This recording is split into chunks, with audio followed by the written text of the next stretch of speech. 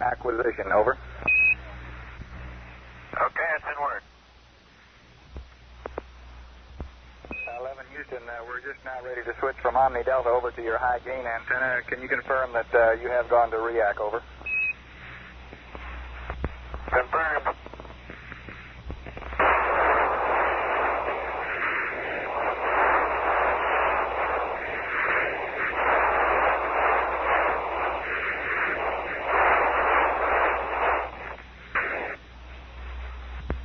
That looks real good, Mike. Looks like we picked up about 30 dB on the signal strength. Yeah, I came in quite quickly. However, I'm showing about 240 yaw and about 0 to pitch now. Roger, about 240 and 0.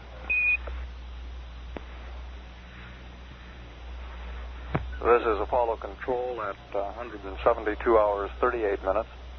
Apollo 11 now 108,669 nautical miles from the Earth, traveling at a speed of 5,534 feet per second.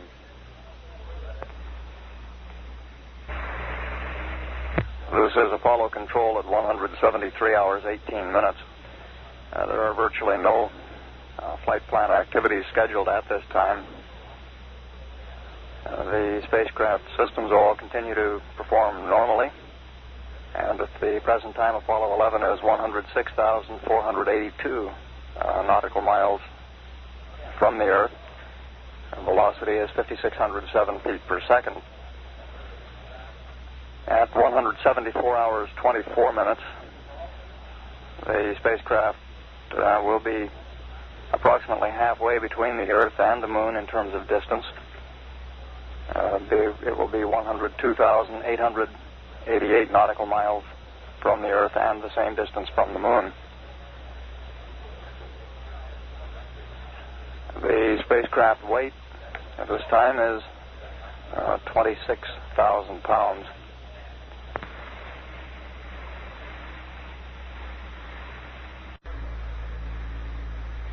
Apollo 11, Houston, over. Go ahead. I just wanted to make sure you fellas hadn't gone back to sleep again.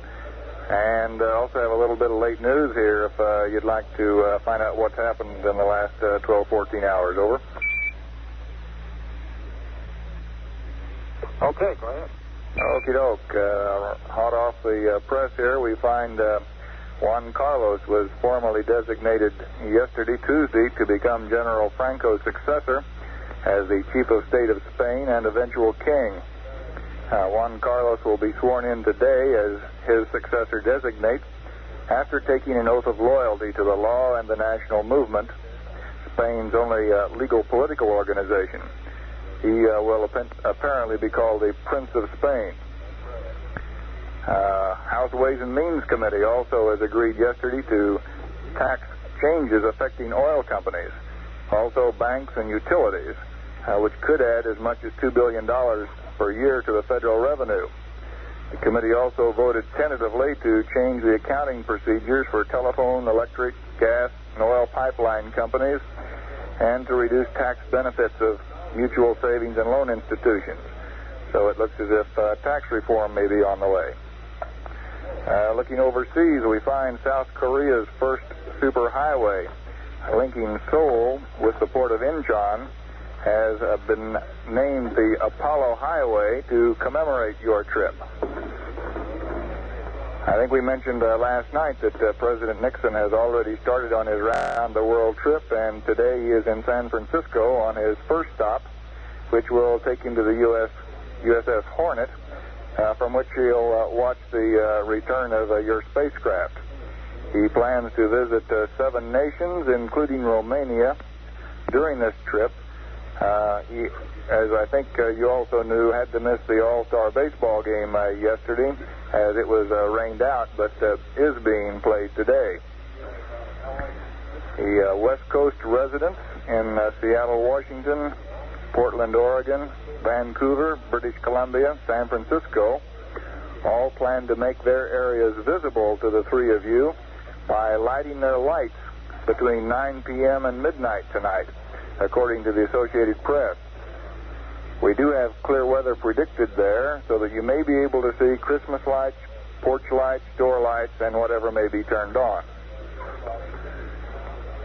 A little closer to home here, back in Memphis, Tennessee, a young lady who is presently tipping the scales at 8 pounds 2 ounces was named a Module by her parents, Mr. and Mrs. Eddie Lee McGee. It wasn't my idea, said Mrs. McGee, it was my husband's. She said she had balked at the name Lunar Module McGee because it didn't sound too good, but apparently they have compromised on just Module. Over.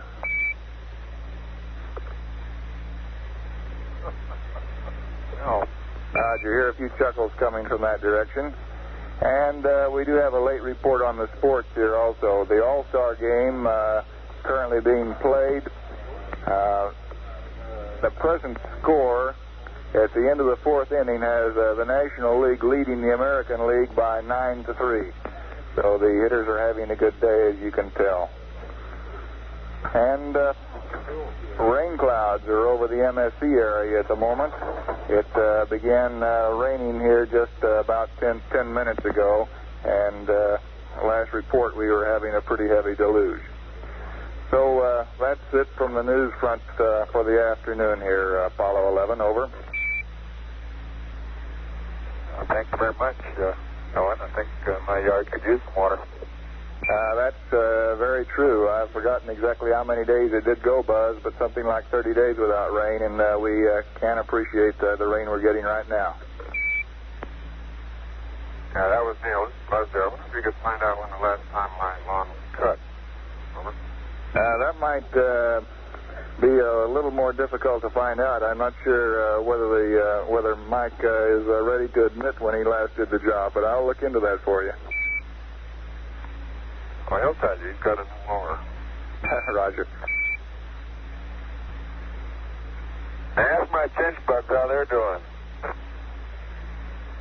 Well, I'm not sure about yours. I can let you know about my own, and the report isn't very good. Owen Garriott is the capsule communicator here in Mission Control at this time.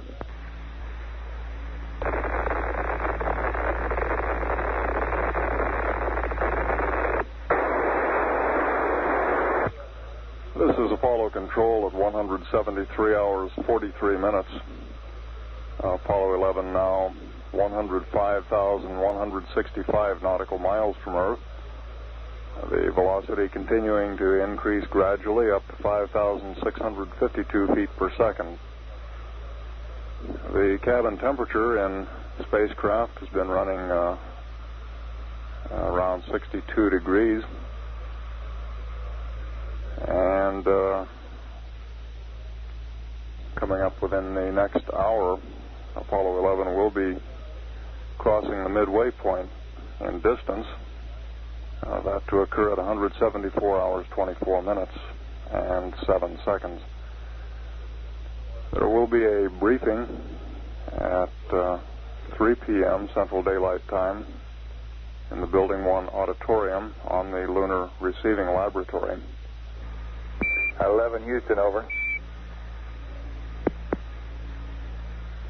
Go ahead. Roger. Joan wasn't home right now, Buzz, but Janice reports the grass is getting pretty high, and I would estimate that it's going to be close to your knees by the time you get out of quarantine, over.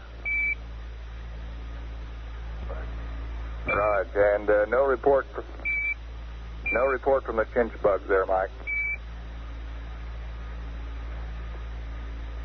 Well, they're sort of taciturn little fellers. They don't say much. They just chomp away. Concur on that. Which is about what we're doing up here. We concur on that, too. I'm not used to all this, but I'm sitting here right beside. Breakfast was magnificent as usual. I had sliced peaches, sausage patties, 2 cups of coffee, and I forget all what else. That does sound pretty good. As a matter of fact, I'm way overdue for a meal myself here. I could use some of that. Once you get Milt to give you 5 minutes off and grab a hamburger. I suggested that a while ago. He was pointing out about the weight problem here. Got to keep the calories low, so I'd better stand by without it.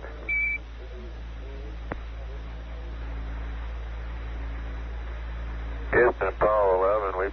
We've been doing a little flight planning for Apollo 12 up here. Roger, go ahead. We're trying to calculate how much spaghetti and meatballs we can get on board for Albany. I'm not sure the spacecraft will take that much extra weight. Have you made any estimates? It'll be close. That last comment came from Mike Collins referring to Al Bean, who is the lunar module pilot for Apollo 12. 11, Houston, the medics at the next console report that the shrew is one animal which can eat 6 times its own body weight every 24 hours.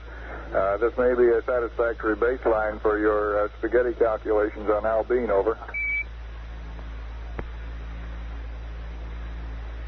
Okay, thank you. That didn't work. Houston, Apollo 11. It was slightly colder in here last night than it has been on any previous night. Does ECOM notice any change in his data or any explanation for that? Roger, stand by just a moment. We'll check some temperatures. Up until last night, it was, if anything, a little on the warm side at night. Last night, it was on the chilly side. Roger there. We'll run down the temperatures for the 2 nights. Oh, it's no big thing. Just as a matter of interest. Roger. And how'd you like the command module RCS temperatures? 11, Houston, they all look very good. The lowest temperature was 40 degrees, and we're taking a look at your cabin temperatures now. Yeah, we agree on the CMRCS. No heaters going to be required by a country mile. We think that's correct. We don't like those heaters anyway, working off the direct coil.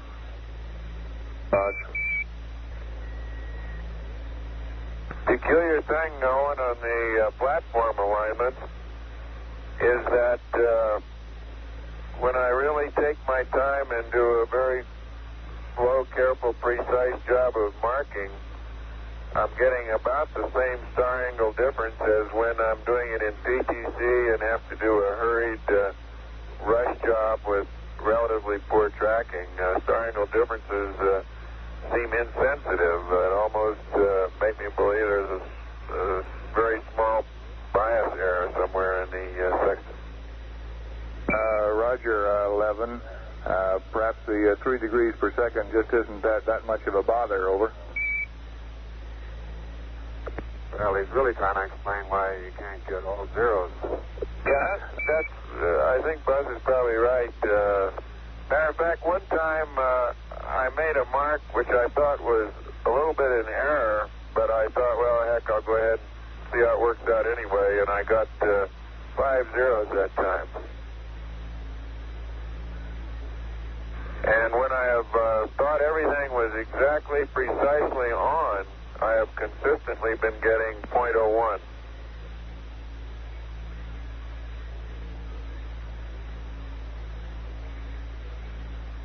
Now, Roger, apparently it pays to hurry.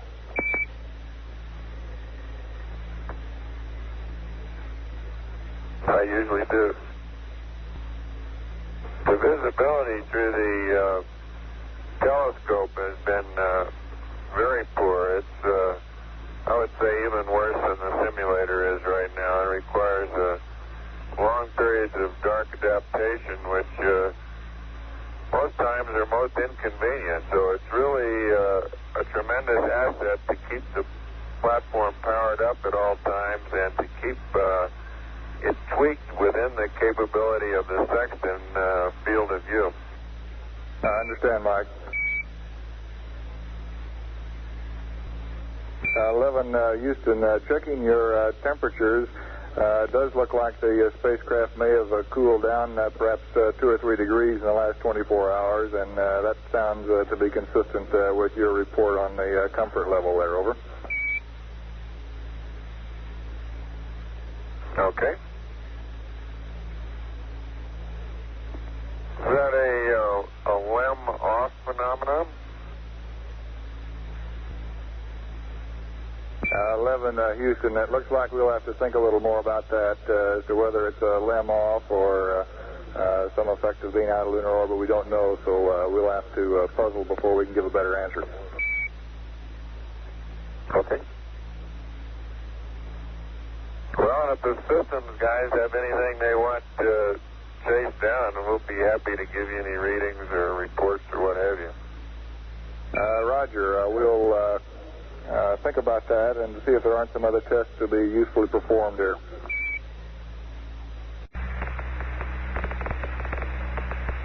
Uh, 11 Houston, be turning things over to the green Capcom at this time, and see you on the ground tomorrow. Okay, Owen, I want to thank you and Purple Maroon group there for a good job helping Apollo 11. Thank you, sir.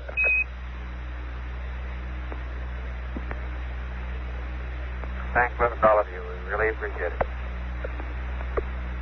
Great job, you guys. Roger out.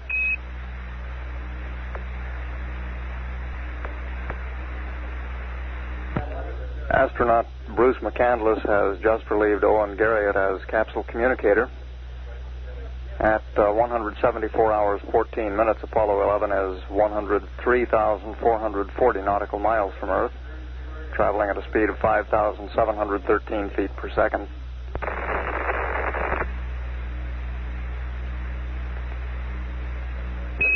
Apollo 11, this is Houston, over.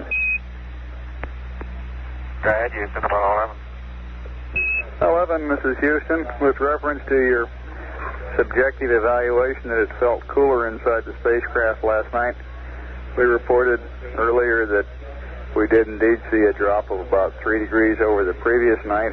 Looking back, it appears that the crew of Apollo 10 reported similar feelings during the translunar and trans-Earth coast phases. We were wondering if you could give us any indication of the relative amounts of free or condensed water in the cabin last night and the night before from which we could infer humidity. Over.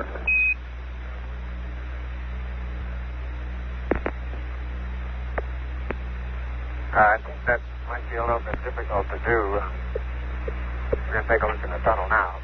It does seem as though trans-Earth, we've had a little bit more moisture in the tunnel. Of course, the LEM hasn't been there than we did translunar. Roger, we were more curious about the relative amount of moisture between, say, last night and the night before, both of which would have the LEM missing.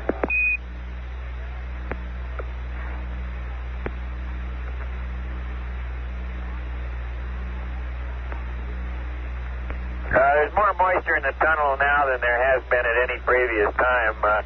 Subjectively, we have been unable to determine any change in any buildup in humidity.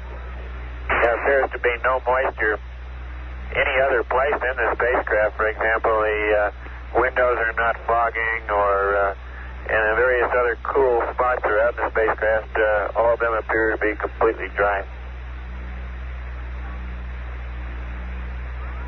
This is Houston. Roger, thank you.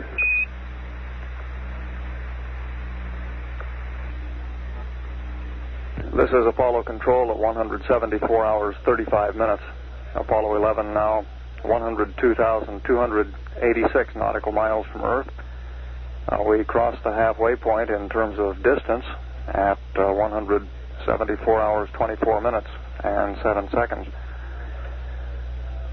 The briefing on the Lunar Receiving Laboratory is scheduled to begin at MSC in Building 1.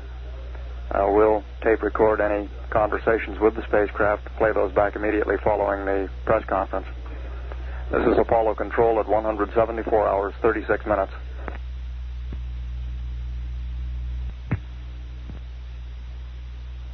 This is Apollo Control at 175 hours, 42 minutes.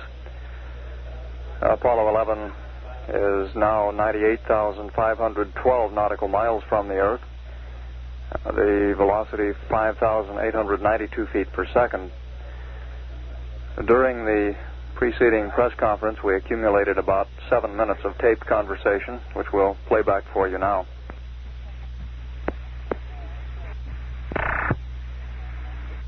How are the greens today, Bruce?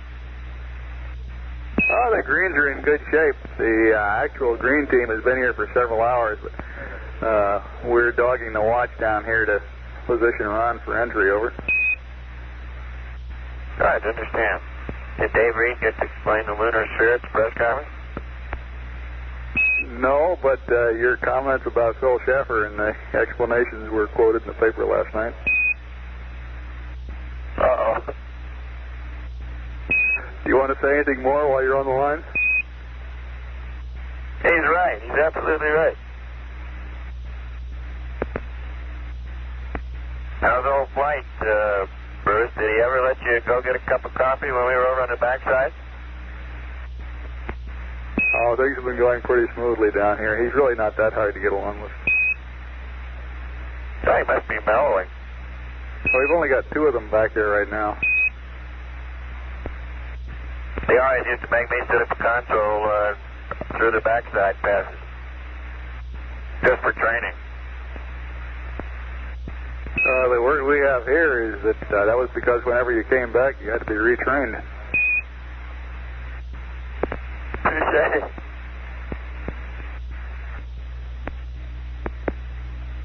Houston Apollo 11 is a matter of curiosity. On our 70-millimeter cameras, we figure we exposed around 300 in the LEM and around 1,000 in the command module, and both cameras, or all the 70-millimeter cameras, work just fine. Okay, very good. Thank you.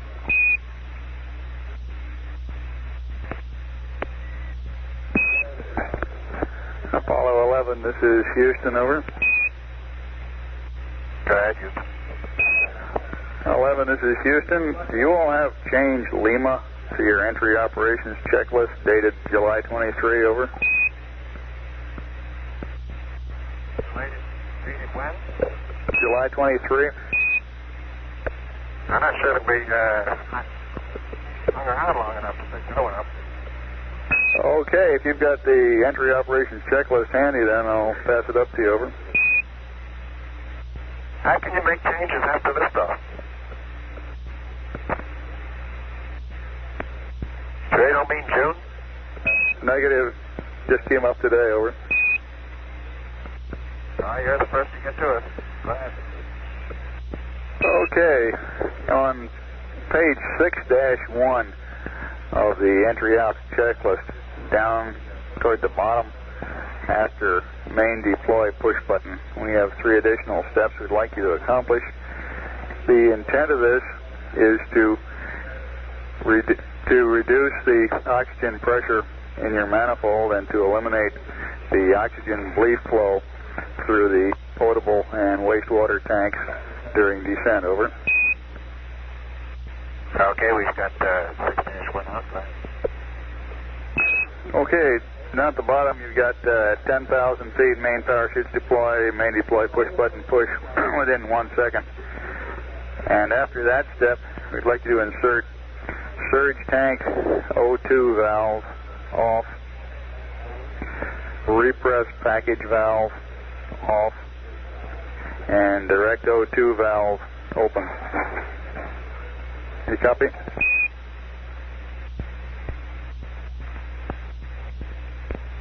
Okay, down at the bottom after main deploy push button push, surge tank O2 off, repress package valve off, direct O2 on. Over. Roger. And then down at the very bottom of page 6-2, where you see direct O2 off, verify, delete that step completely, over. Roger. And for record purposes, this would be change Lima, over. Okay, we got it. How far open do you want the direct O2 to be open at this point. And I guess you want to just leave it open from that point on? Roger, it should go all the way open, and you can just leave it on from that point on. The intent is to completely depressurize the oxygen manifolds, over.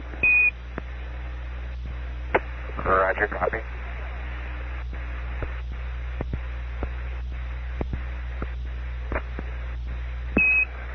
Apollo 11, this is Houston. For your information, the All-Star game has just ended with the National League winning 9-3 over American, over.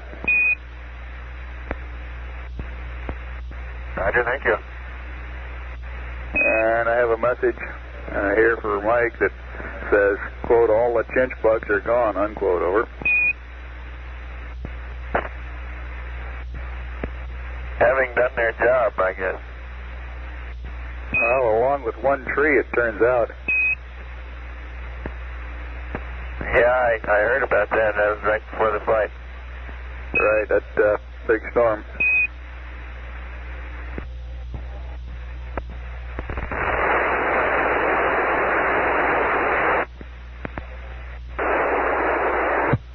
This is Apollo Control. That brings us up to date with the tape-recorded conversation. We'll continue to stand by for any further communications with the spacecraft. During the previous conversations, you heard Mike Collins toss a couple of good-natured barbs at Flight Director Cliff Charlesworth. Collins was a capsule communicator on Charlesworth's shift during the Apollo 8 mission. At 175 hours, 51 minutes, Apollo 11 is 98,034 nautical miles from the Earth.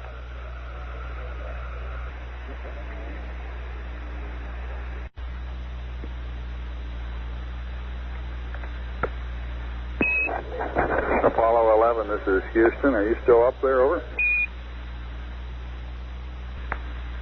Well, we are, but not quite as far as we were a while ago. Roger, we concur. We just wanted to make sure that we still had good comm with you.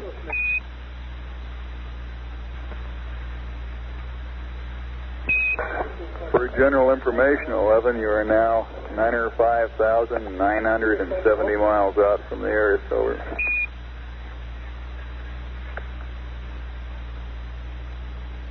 In our own backyard. Say again? Right in our own backyard. Roger that. Starting to come downhill a little bit now. What's our velocity? The velocity is 5,991 feet per second. Thank you. And you are indeed coming downhill. This is Apollo Control at 176 hours, 44 minutes.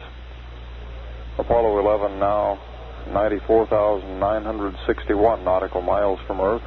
The velocity has just gone over the 6,000 foot per second mark. We're at 6,029 feet per second. The next item scheduled on the flight plan is a television transmission that's scheduled to occur at a ground elapsed time of 177 hours, 30 minutes, which would be 6:02 p.m. Central Daylight Time. Among the clocks counting down or up to and from significant events here in Mission Control, we have one counting down to entry. And that clock now shows 18 hours, 18 minutes, and 12 seconds until entry. Re-entry is scheduled to begin based on no further mid-course corrections at 195 hours, 3 minutes, 5 seconds. At this time, it appears that mid-course correction 7, if it were done, would only require 0.2 of a foot per second. Based on current tracking, we wouldn't expect to have to do mid-course correction 7. However, the tracking will be continued, and a decision on mid-course correction 7 will not be made until closer to the time of the maneuver. Apollo 11, this is Houston, over. Go ahead, Houston. Roger, 11, I've got a flight plan update for you to give you an optimum attitude for the Earth in the number 1 window and the Moon in number 5 window, over.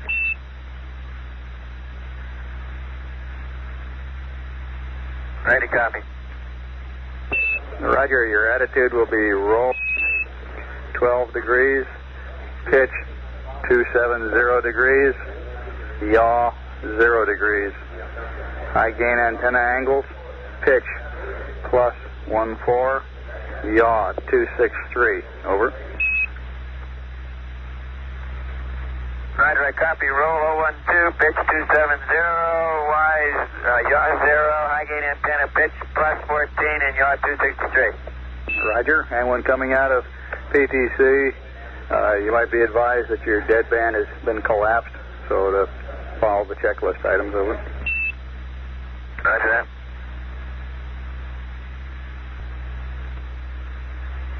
And this is Apollo Control at 177 hours, 11 minutes. Our network controller advises that we're starting to get some semblance of TV signal from the spacecraft. We suspect we may be getting some checkout. We'll continue to stand by and be prepared to take whatever's sent.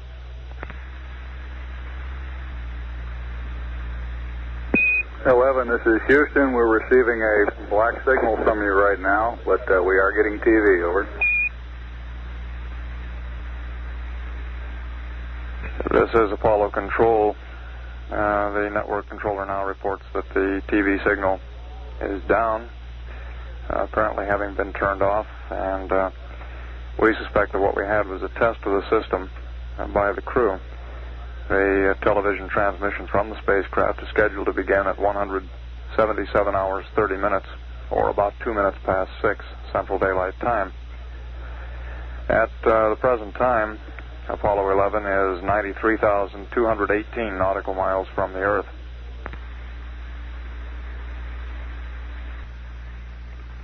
Control phone, contact net 1.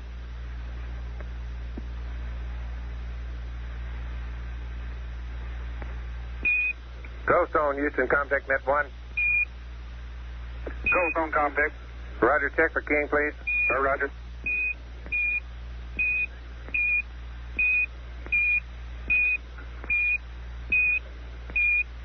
Ghost on Houston, contact. Ghost on contact, 100% King. Roger, thank you. I'm remoting net 1 now. Roger. Apollo 11, this is Houston, over. Go ahead. From signal strength indications, it appears we may be locked up on a side lobe with a high gain antenna. We'd like you to go into wide beam width for about 15 seconds and then back to narrow, over. All right. You, some of the reflections of the crew at the modern-day Columbia completes its rendezvous with the planet Earth in the same Pacific Ocean tomorrow. First, Mike Collins.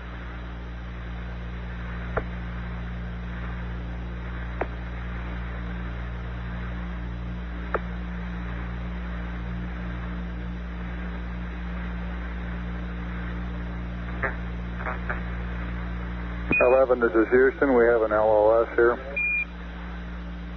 We'll be right back with you. Roger.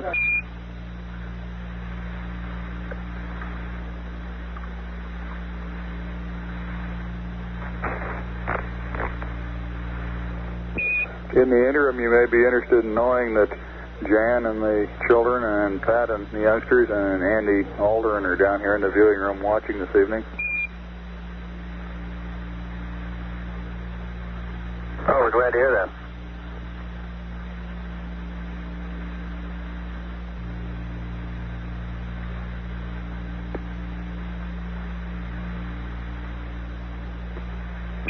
Okay, 11, you're back on with Mike in the middle of the screen there.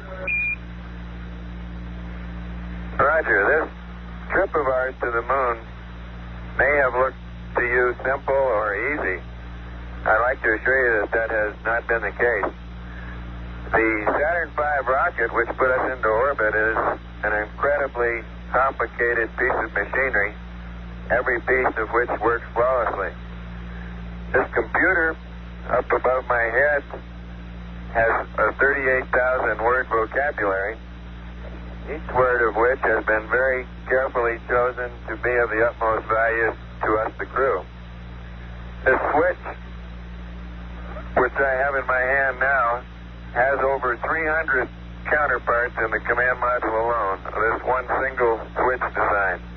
In addition to that, there are a myriad of circuit breakers, levers, rods, and other associated controls. The SPS engine, our large rocket engine, on the aft end of our service module, must have performed flawlessly or we would have been stranded in lunar orbit. The parachutes up above my head must work perfectly tomorrow or we will plummet into the ocean. We have always had confidence that all this equipment will work and work properly, and we continue to have confidence that it will do so for the remainder of the flight. All this is possible only through the blood, sweat, and tears of a number of people. First, the American workmen who put these pieces of machinery together at the factory. Second, the painstaking work done by the various test teams during the assembly and the retest after assembly. And finally, the people at the Manned Spacecraft Center, both in management, in mission planning, in flight control, and last but not least, in crew training. This operation is somewhat like the periscope of a submarine. All you see is the three of us, but beneath the surface are thousands and thousands of others. And to all those, I would like to say thank you very much.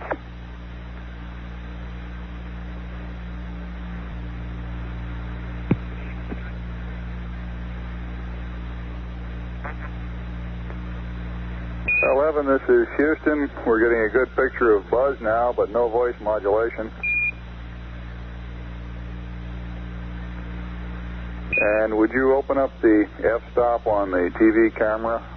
Try A22, please.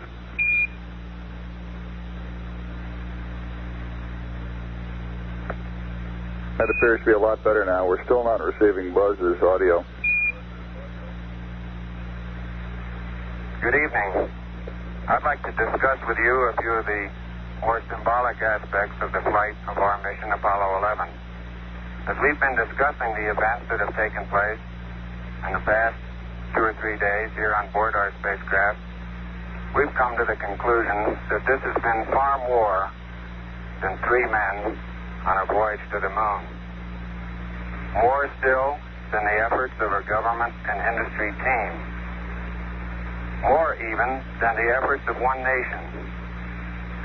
We feel that this stands as a symbol of the insatiable curiosity of all mankind to explore the unknown.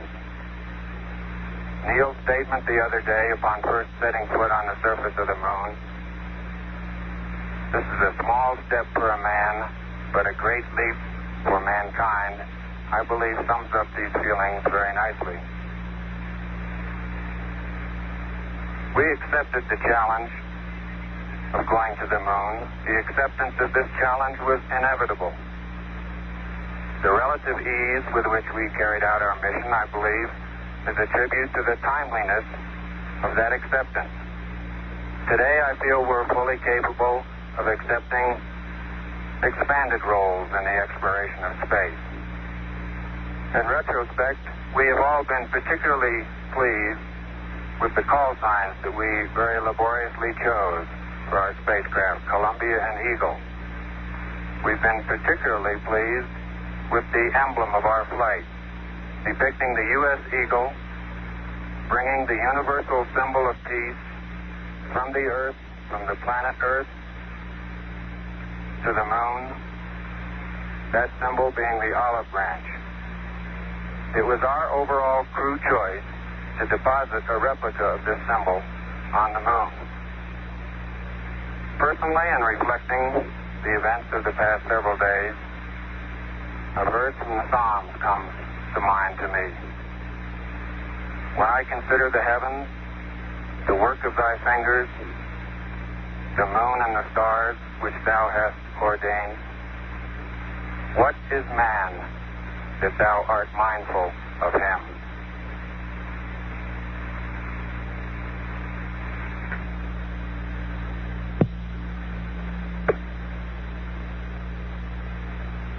The responsibility for this flight lies first with history, and with the giants of science who have preceded this effort. Next to the American people, who have, through their will, indicated their desire. Next to 4 administrations and their Congresses for implementing that will. And then to the agency and industry team that built our spacecraft. The Saturn, the Columbia, the Eagle, and the little EMU, the spacesuit and backpack that was our small spacecraft out on the lunar surface. We'd like to give a special thanks to all those Americans who built those spacecraft, who did the construction, design, the test, and put their hearts and all their abilities into those crafts. To those people, tonight we give a special thank you. And to all the other people that are listening and watching tonight, God bless you. Good night from Apollo 11.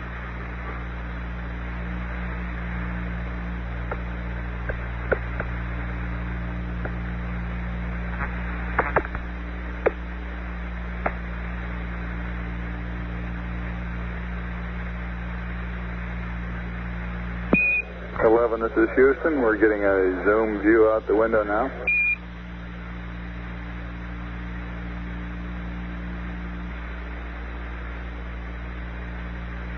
Apollo 11, signing off.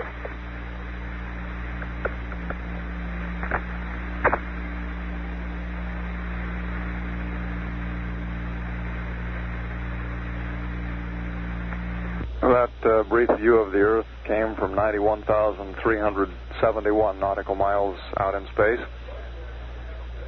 After a brief and sincere and moving transmission from the Apollo 11 spacecraft,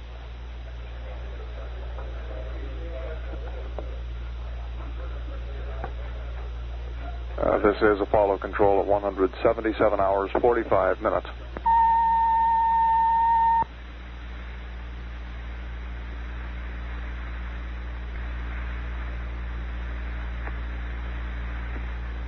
Apollo 11, you want to crank up PTC again? You have some reason to hold this attitude, or what's your pleasure? You can crank up PTC again, Mike, anytime you like. And might add, I thought that was a mighty fine TV presentation. Certainly nothing I can add to it from down here.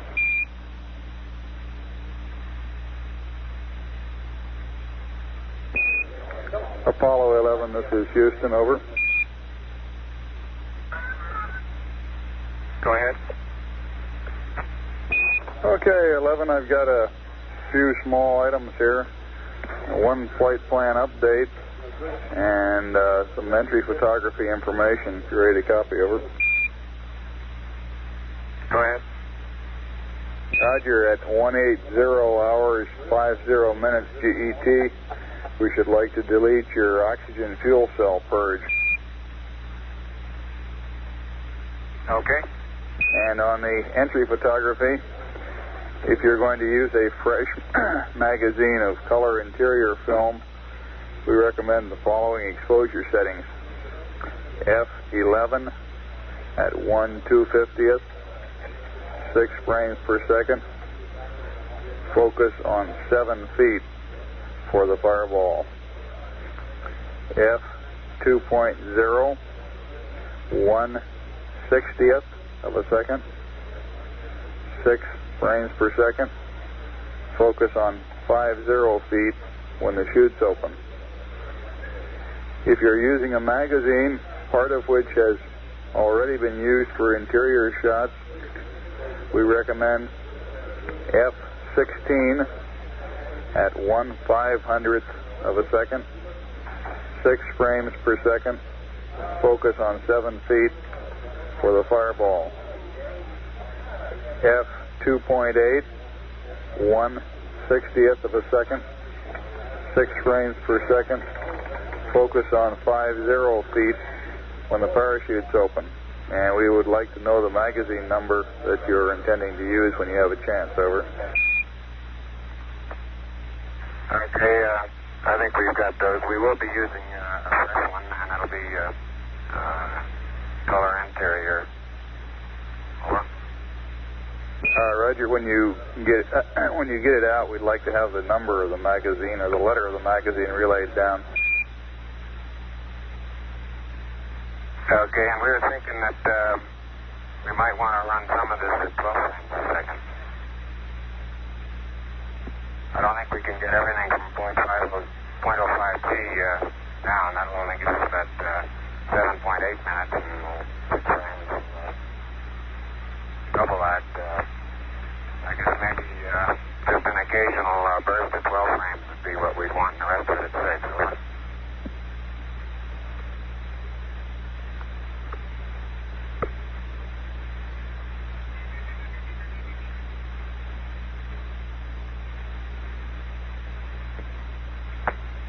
This is Houston. That plan sounds fine with us, Neil. Okay. And lastly, we'd like to know if your stowage configuration for entry is going to conform to the nominal. The retros down here are anxious to get an accurate CG computed for you, and in particular where the levas are being stowed. Over.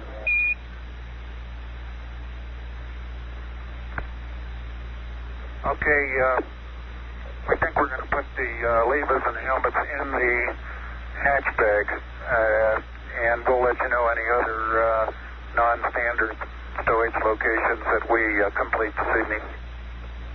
This is Houston. Roger out.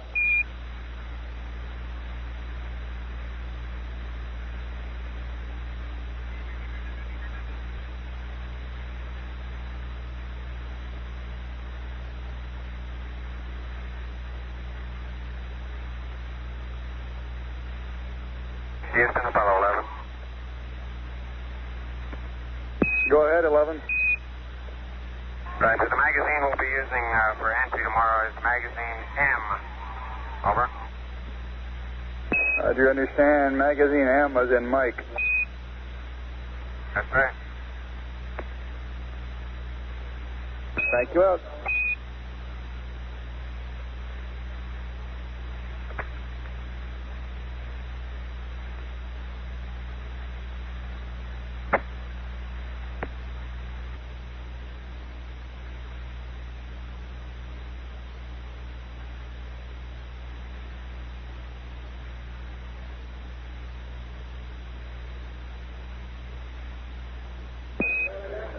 Apollo 11, this is Houston, your friendly Green team going off for the night and going off for the last time. We wish to bid you a good night and Godspeed. Thank you. We appreciate all that fine work done by the Green team, and we'll be thanking you in person when we get back. Roger, we'll see you on the ground. Really enjoyed working with all of you. Thanks very much.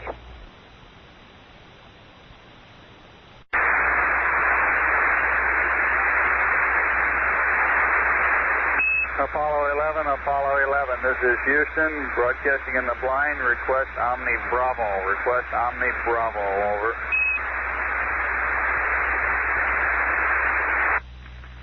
Apollo 11, this is Houston, communication reestablished. Apollo 11, this is Houston. Will you confirm you are in Omni Bravo? Over. Okay, Okay, that ought to give it to you. Roger out. Apollo 11, this is Houston. Mike, we're still getting a flat trace on you for the impedance numerograph. Before you turn in this evening, you might try putting some fresh paste in the sensors, and if that doesn't work, the medics have agreed to forget about it. Over. Mike's off of Blueprint. I'll convey the message. Okay, thank you. Here's the Apollo 11 saying in. Roger, Mike. The trace on your respiration rate is still flat. If you have time this evening before turning in, it was suggested you try putting some fresh paste in the two electrodes that go on the side of your lower rib cage. And if that doesn't work, just give up on it.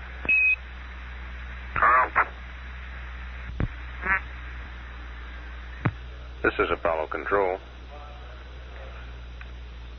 Columbia now 85,198 nautical miles out from Earth. Approaching Earth at a velocity of 6,443 feet per second. We're still standing by for resumption of air-to-ground communications, which may be difficult inasmuch as Capcom is leaving the room. We'll continue to monitor air-ground as the crew prepares for their pre-sleep checklist, sets up the passive thermal control mode, and sacks out for about a 10-hour rest period in preparation for tomorrow's entry and subsequent recovery in the mid-Pacific aboard the carrier Hornet, now hove to on the aiming point, or near the aiming point. Standing by at 179 hours, 27 minutes ground elapsed time. This is Apollo Control.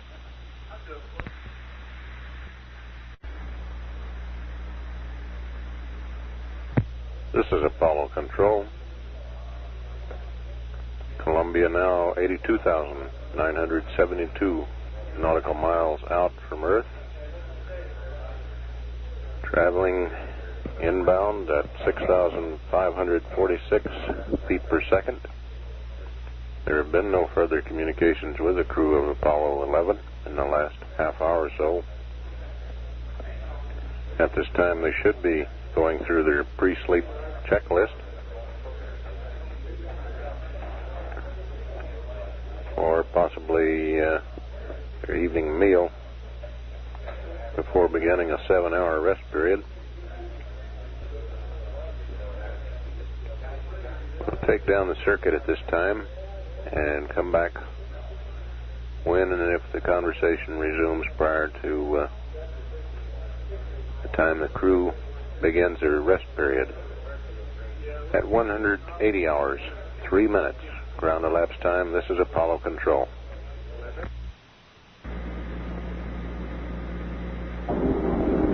This is Delta Launch Control. We're now at T-minus 13 minutes, 53 seconds, and counting. We're now receiving some preliminary status checks. We have a report from spacecraft that spacecraft status is ready. Also a report from the Superintendent of Range Operations that the range is ready to support. As we look at the range status board here in the Mission Director Center, all stations are showing green. Liquid oxygen topping has now reached liquid oxygen loading has now reached 100% and will continue to top down to the final seconds before launch. The liquid oxygen is stored and transferred at minus 297 degrees Fahrenheit, so there is some boil off which does occur. This boil off is vented to the outside air, and these vents will be closed just prior to launch. The tanks will be pressurized, thus ensuring a full lock load. Right now we're also monitoring the helium and nitrogen pressure in the systems on the second stage. These systems used to pressurize the fuel systems on the second stage. Helium is maintained at approximately 4,350 psig, and the nitrogen at 4,000 psig. We'll continue to monitor these. We have one more built-in hold at the countdown, this coming at the T-minus 5-minute mark, and it will be for 5 minutes duration. Now at T-minus 12 minutes 30 seconds and counting, this is Delta Launch Control.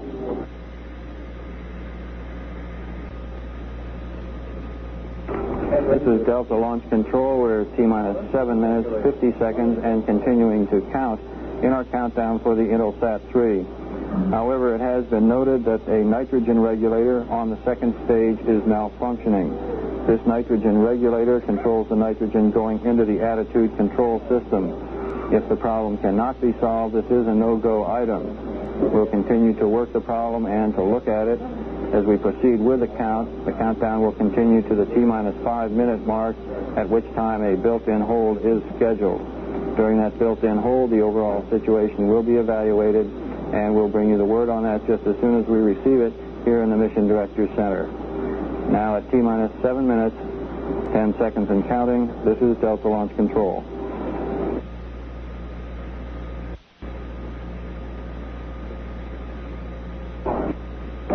This is Delta Launch Control. We're now T-minus 5 minutes and holding. This is our planned built-in hold.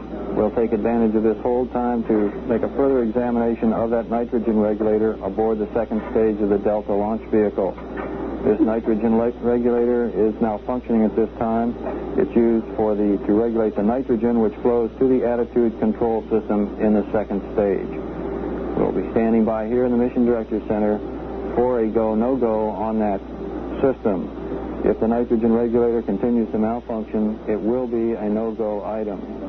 We'll stand by here during the built-in hold, and we'll bring you word as soon as we receive it in the Mission Director's Center. T-minus 5 minutes and holding. This is Delta Launch Control.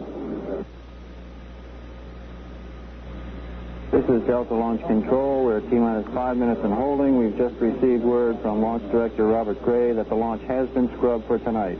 The reason for the scrub being the nitrogen regulator aboard the second stage, which is malfunctioning at this time. This nitrogen regulator regulates the nitrogen going into the attitude control system on the second stage. We will attempt to recycle for countdown tomorrow. Checks must be made with the range to ensure that we can get a range clearance for tomorrow night launch. If we do, the launch window will be the same tomorrow night, 10 p.m. Eastern Daylight Time to 11:10 p.m. This is Delta Launch Control. This is Apollo Control, 180 hours, 25 minutes, ground elapsed time. We have some 4 minutes accumulated tape in recent transmissions between Columbia and the ground. We'll roll these tapes at this time.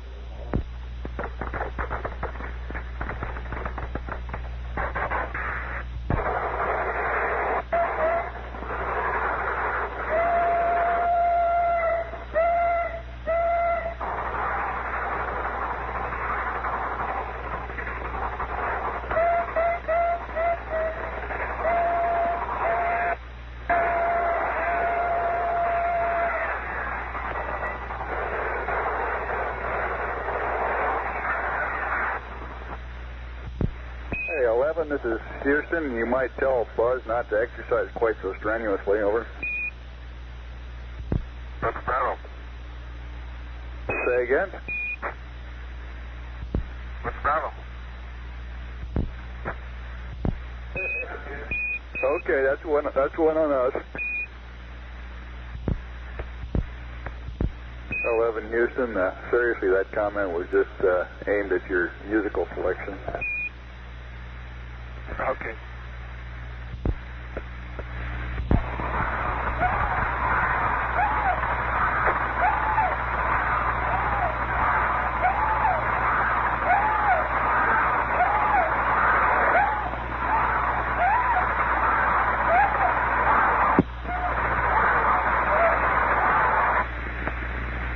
Come on, Neil, not so fast.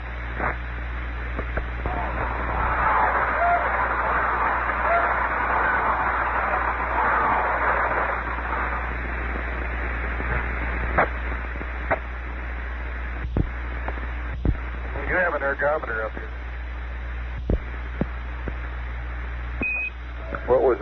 real-time exercise? Just running the ergometer. Roger.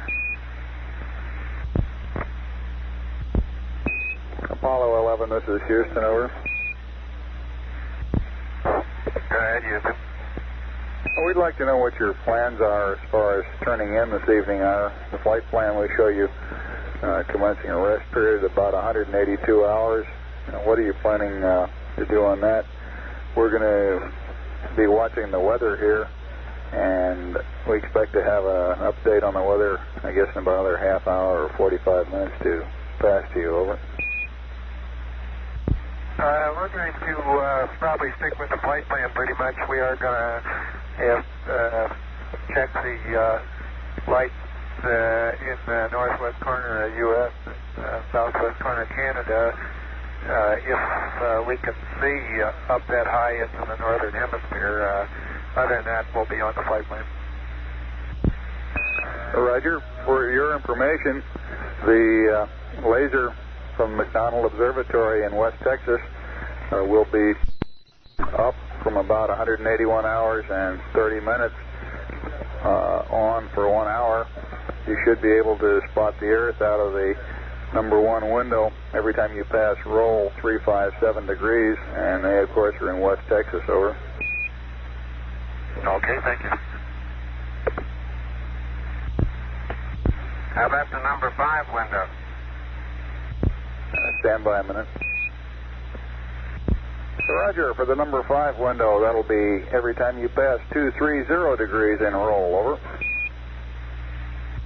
Beautiful, thank you. You guys are on your toes down there. Must have a new star chart. Must have a new star chart, huh? We've got a fresh FAO here.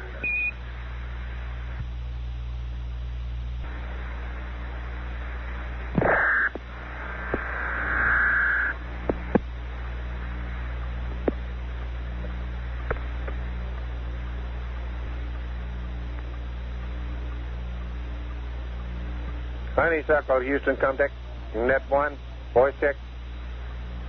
Honeysuckle, read you loud and clear. Roger, read you the same.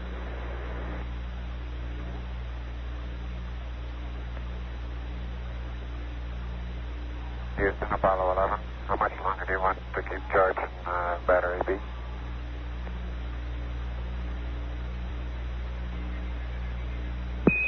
This is Houston, and nominally we're looking for about another hour and a half, but what we'd like to do is continue charging until shortly before you turn in for the night, over. That'll be fine. Are you going to want to charge A again at all? Negative, 11. Okay.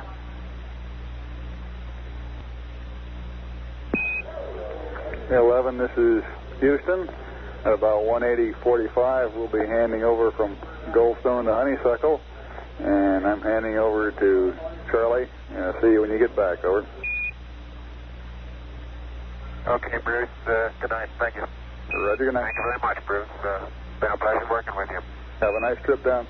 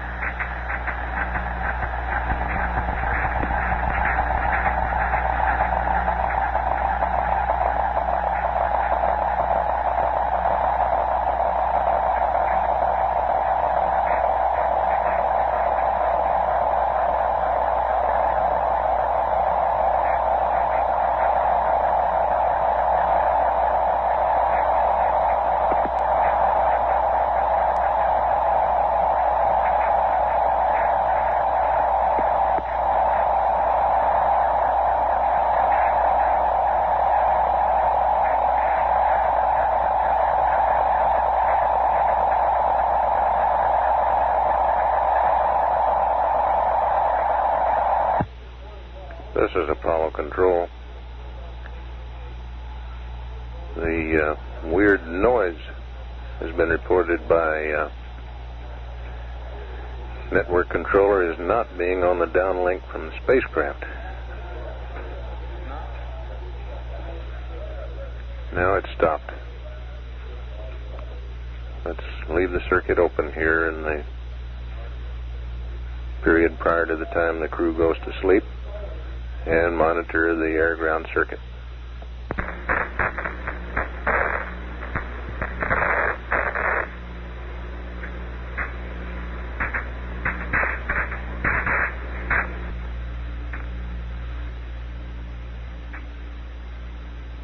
This is Apollo Control. We've been standing by now for quite some time for resumption of communications, but apparently no one is saying anything tonight. Apollo 11 now 78,134 nautical miles out from Earth, approaching at 6,785 feet per second. And at 181 hours, 17 minutes, ground elapsed time, this is Apollo Control.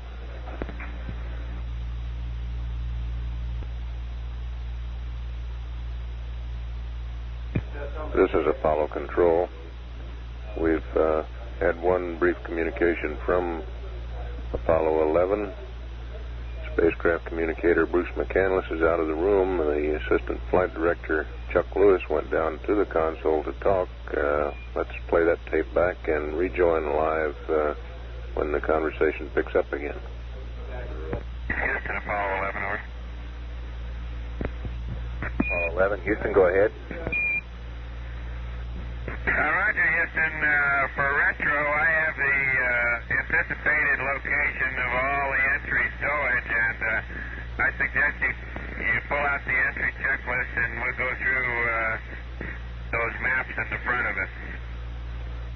Apollo 11, Houston, could you stand by just a few minutes? Charlie and Flight are out getting a weather briefing. They'll be back shortly. This is Ken? Say again? Is this Owen? No, this is Chuck Lewis. Charlie Duke is out with Flight getting a weather briefing right now. Okay. You're not drinking coffee, I know. They'll be back momentarily.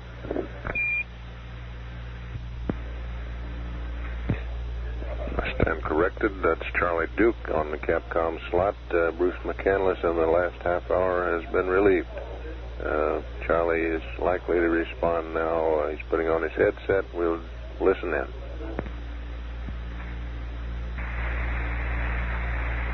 Hello, Apollo 11, Houston, over. Roger, Houston, Apollo 11. Did you get the word on the entry checklist? Roger, Mike. We sure did. We're ready to talk about it if you are, over. I think the quickest thing is go through page by page the first part of the entry checklist where it has a map.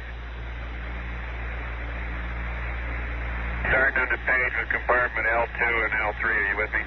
Roger, with you. Okay, L2 is as shown, L3 is as shown. There's about half the food remaining in L3. Roger. Where it says note, the CMP PGA is located in the L-shaped bag with the other two PGAs. The LEM shield was jettisoned with the, the CMP's helmet shield was jettisoned with the LEM, and his helmet and gloves, instead of being in the sleep restraint, are in the hatch bag.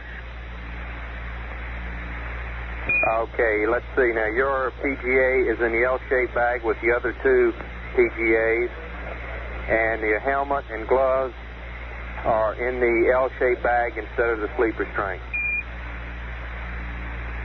The helmet and gloves are in the hatch bag, the great big bag that's underneath the left-hand couch that you put the hatch in. Right, I thought that's what I copied. Okay, go ahead.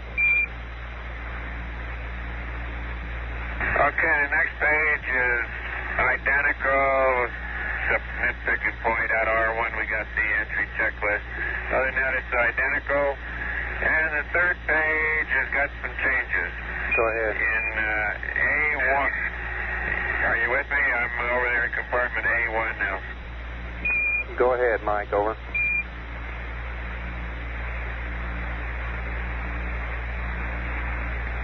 Okay, compartment A1, the 16-millimeter magazine will be located in window number 4. Set of 5 tissue dispensers. There's only one of them left. In compartment U3, the 16-millimeter bracket is on window 4. In the PGA bag, add the CMP's PGA plus add 2 LCGs. In compartment A8, delete 2 LCGs, add 1 PPK, making a total of 4, and add 10 pounds of LEM miscellaneous equipment. We told you 5 the other day. We think 10's probably closer. Over. Copy.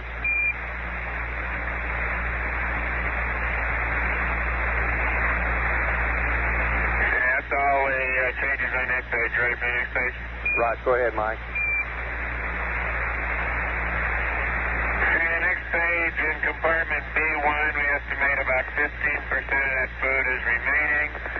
In B2, we took PPK out of there and put trash in it. In B3, the 16-millimeter cable, the 18-millimeter lens, and the right-angle mirror are on window number 4. And that brings you all up to date. Roger. How about the levers, Mike? Where'd you put those? Over.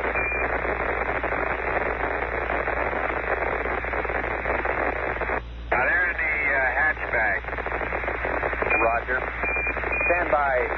Our only concern, 11, is with the stuff you got in the hatch bag. That's a pretty big bulk between you and AH, and we'd like to talk about moving that over to the sleep restraint. If you'll stand by, I'll verify that. Over.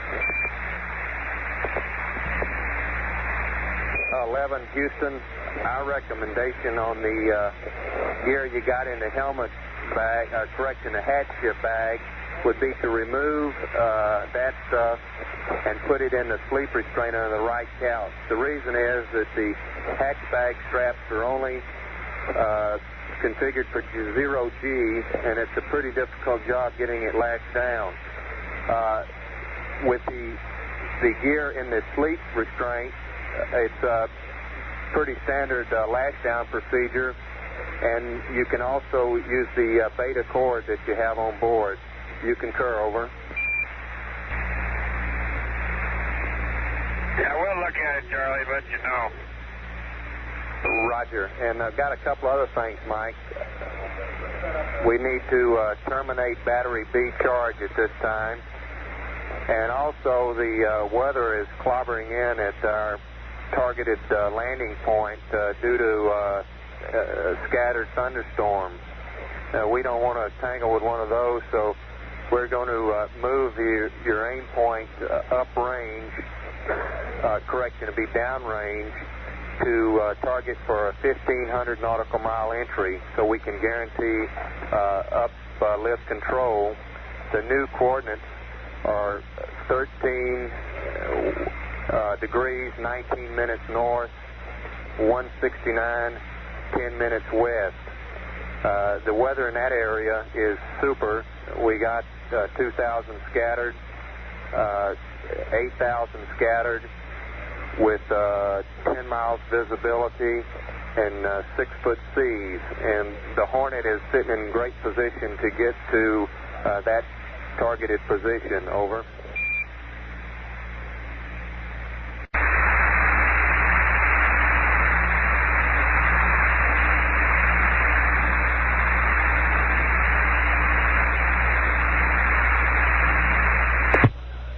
This is Apollo Control. To recap briefly, the conversation a few moments ago between Charlie Duke and the crew of Columbia because of forecast thunderstorms in the prime recovery area in the mid-Pacific for tomorrow. The Apollo spacecraft's lifting capabilities will be used to stretch the entry path some 215 nautical miles farther downrange toward Hawaii to a new landing point or aiming point with the very rough preliminary coordinates of 13 degrees 19 minutes north by 169 degrees 10 minutes west. These numbers will be refined through the night as the retrofire officer exercises the computer and comes up with more definitive numbers.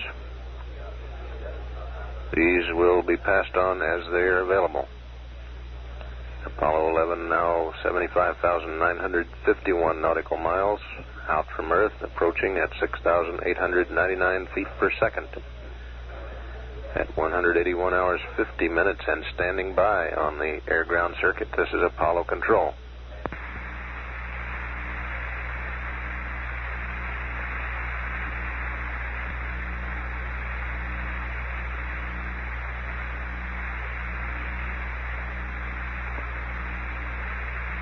Apollo 11, Houston, some of the general last-minute updates here on the entry. We were told you on the camera to set it at 50 feet. Turns out the biggest number on the camera is 25 feet, so just set it at infinity. Over. Roger, Tony.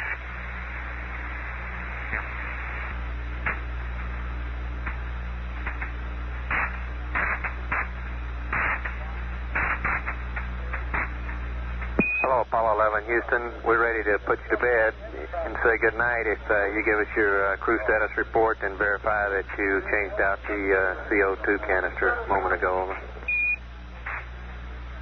Stand by.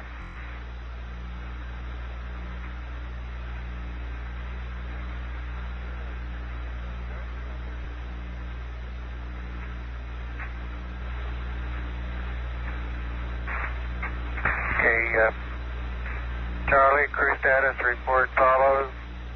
CDR 11023, CMP 10025, LMP 09027, canister change complete. Roger, thank you very much, No Bill. medication. Roger, thank you. Could you give us an onboard readout, please, sir? Stand by. Okay, BAT C 37, Pyrobat A 37, BAT B 37, RCSA 51, B 63, C 62, D 58. Roger, copy. Thank you much.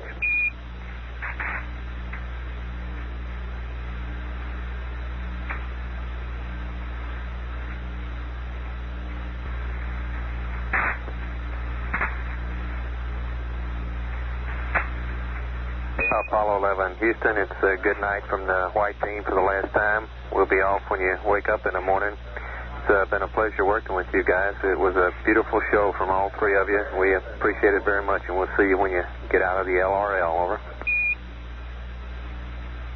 Okay, Charlie, thanks to you and all the white team for a great job down there all the way through. Thank you. Outstanding. Thank you very much, Charlie. Thanks. Thanks to you guys, too.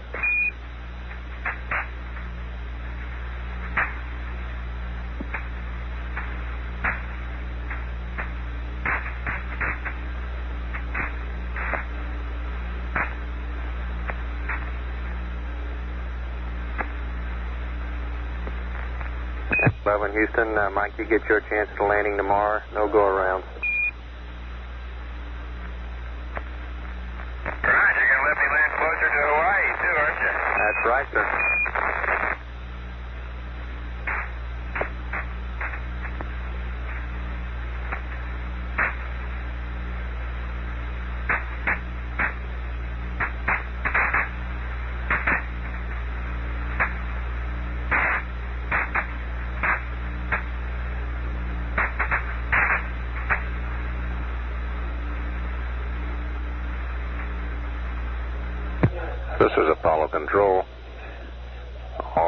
nights having been said, the crew of Apollo 11 is now preparing to get their 10 hours rest.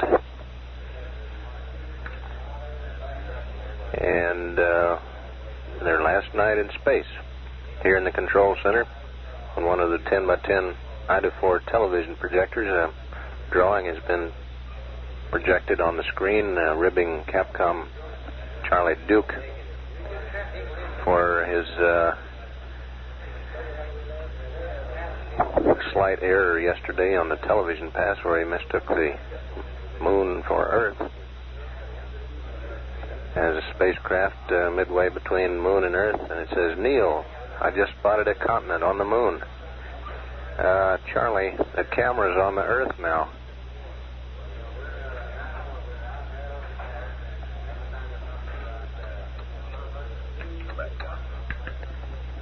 Apollo 11 now 74,906 nautical miles out from Earth,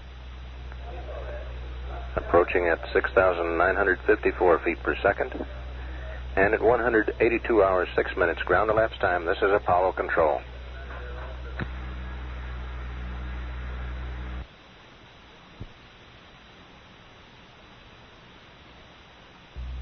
This is Apollo Control, 182 hours 10 minutes ground elapsed time.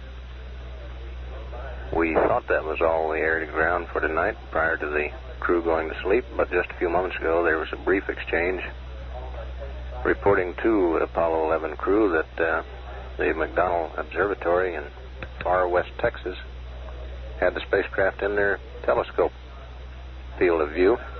Let's roll that tape now and then shut it down again. 11, Houston, we got some word just a moment ago that the McDonnell Observatory said they had picked up the spacecraft in their telescope. Over. Outstanding. We've been looking for their laser, but haven't had much luck yet. Roger, we'll pass it on to them, Neil. Thank you.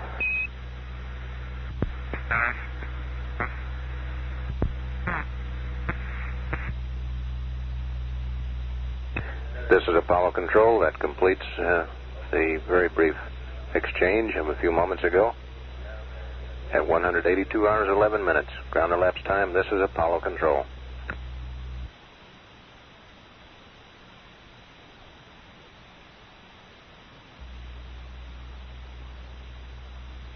This is Apollo Control, 183 hours 25 minutes ground elapsed time.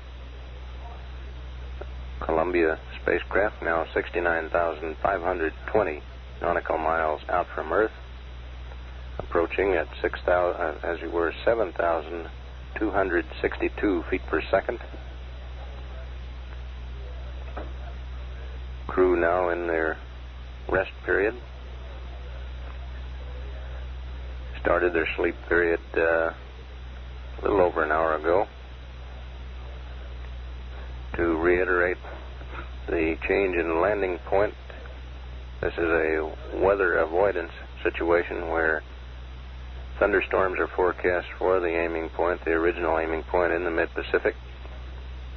Therefore, after the normal entry interface, the lifting characteristics of the Apollo command module will be used to extend the entry range some 215 nautical miles farther downrange toward Hawaii to a preliminary aiming point. That is, the aiming point may shift around between now and entry, which is some 11 hours 36 minutes from now. But at any rate, the aiming point as calculated now is some 13 degrees 19 minutes north latitude by 169 degrees 10 minutes west longitude. The preliminary time of drogue deploy is 195 hours 12 minutes. As you were, yes, 195 hours 12 minutes 4 seconds. And the net extension over the earlier splash time is something like 40 seconds. At 183 hours, 27 minutes ground elapsed time, this is Apollo Control.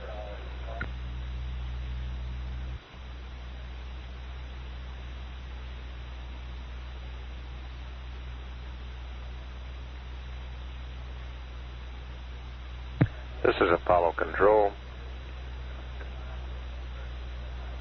185 hours, 29 minutes ground elapsed time. 9 hours, 33 minutes until entry.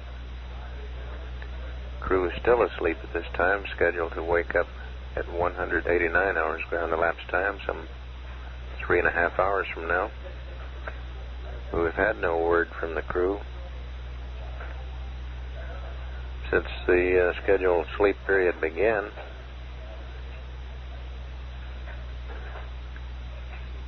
Apollo 11 now 61,034 nautical miles out from Earth and a velocity of 7,815 feet per second.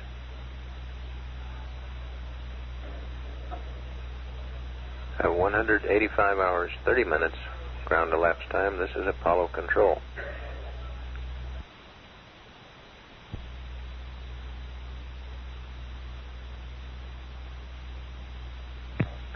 This is Apollo Control, 186 hours, 28 minutes, ground elapsed time. 8 hours, 35 minutes to entry. Crew of Columbia still asleep at this time. Some 2.5 hours away from wake-up time at 189 hours ground elapsed time. Because of weather avoidance in the prime recovery zone in mid-Pacific, southwest of Hawaii, it has been decided some time ago to shift the landing point or aiming point some 215 nautical miles downrange from the pre-mission aiming point. And all of the numbers concerned with entry and post-entry events have been generated, and we shall forward them at this time. Pencils ready? Command module, service module, separation. 194:48:07 ground elapsed time. 11:20:08 Central Daylight Time. Entry interface. That's 400,000 feet above the Earth's surface. Ground elapsed time 195:03:07. 11:35:08 Central Daylight Time. Begin blackout. 195:03:25 ground elapsed time. 11:35:26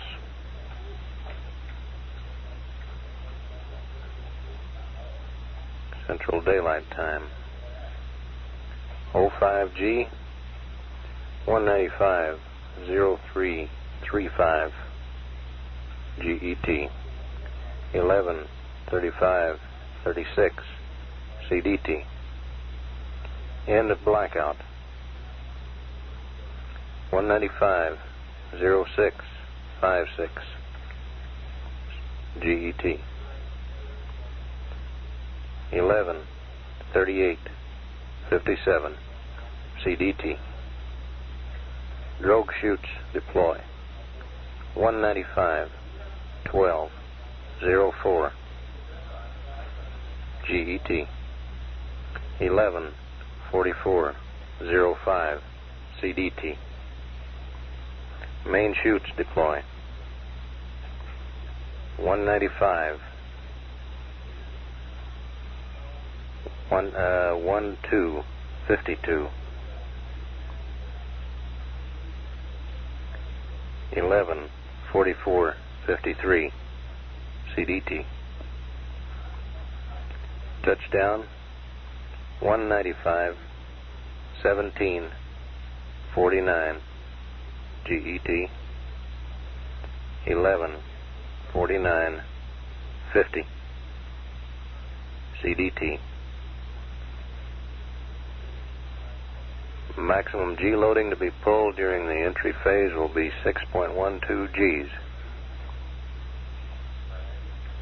Entry velocity, that's at entry interface of 400,000 feet, will be 36,194 feet per second. Flight path angle minus 6.5 degrees. Aiming point location 13 degrees 19 minutes north latitude, 169 degrees 09 minutes west longitude.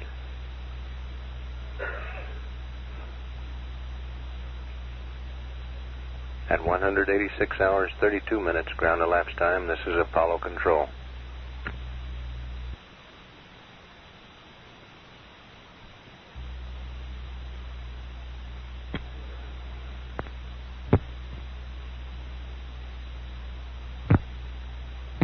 This is Apollo Control, 187 hours 28 minutes ground elapsed time, 7 hours 34 minutes to entry. Flight Surgeon Ken Beers reports that all 3 crew members are sleeping soundly at this time. Their sleep period will end probably at 189 hours, although they may sleep an additional hour to 190 hours. Spacecraft being tracked now through the Guam station.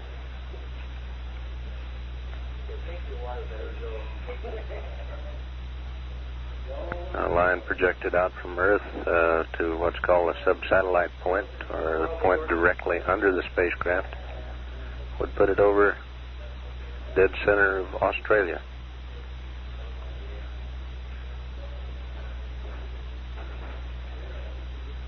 At 187 hours 29 minutes ground elapsed time, this is Apollo Control.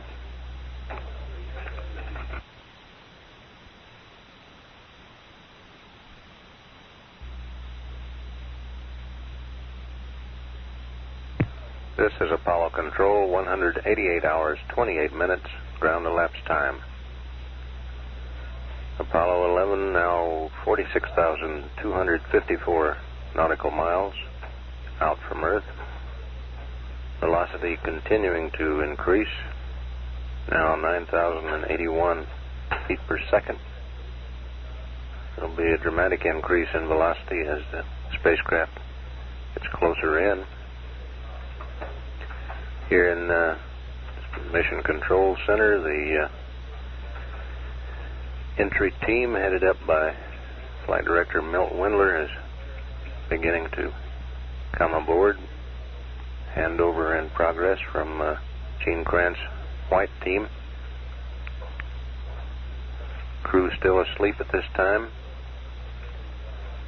For some 6 hours 34 minutes from entry interface. And at 188 hours 29 minutes ground elapsed time, this is Apollo Control.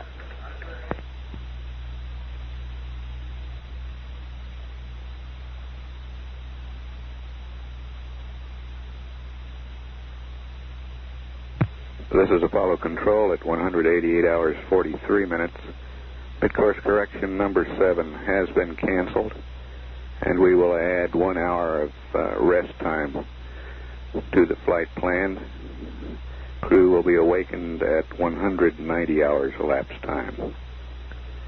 To repeat, we have canceled mid-course correction number 7, and we will allow the crew to sleep until 190 hours elapsed time. This is Mission Control, Houston.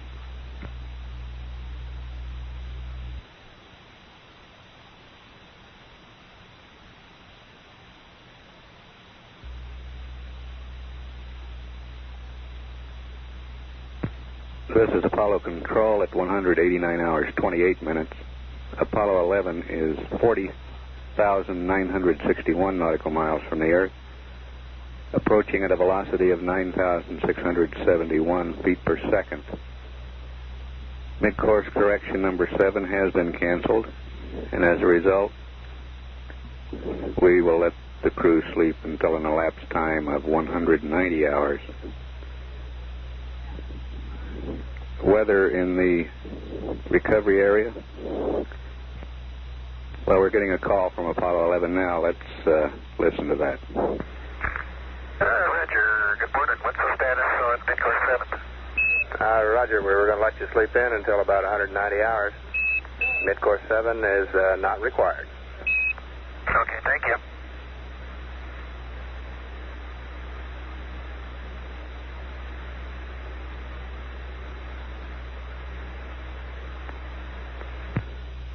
The crew gave us a call at 189 hours, 29 minutes. We advised them of the cancellation of the mid-course correction. Weather in the recovery area, the skies will be partly cloudy. Cloud base is at 2,000 feet, scattered. Wind east-northeast at 18 knots. 6-foot sea, temperature near 80 degrees. This landing area is 215 miles to the northeast from the original landing area, moved because of thunder showers in the original area. This new location should allow the recovery ship USS Hornet to arrive in Hawaii 4 to 5 hours earlier than originally planned. We expect it may be possible for the carrier to arrive at Pearl Harbor somewhere between 8 and 9 o'clock on July 26th. That's Saturday.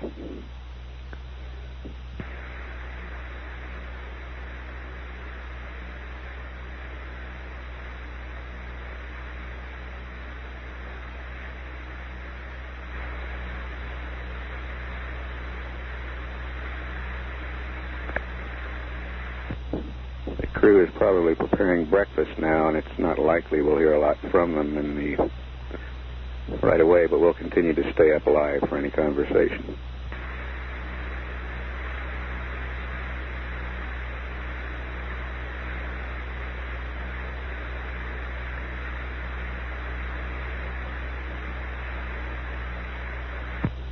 The visibility in the recovery area is 10 miles.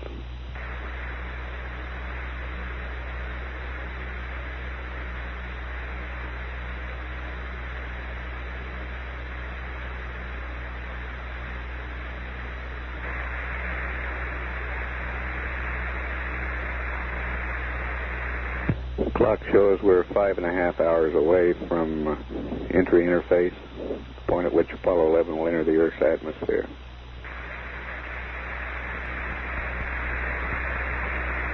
That's scheduled to occur in an elapsed time of 195 hours, 3 minutes, 7 seconds. We expect landing at 195 hours, 17 minutes, 49 seconds.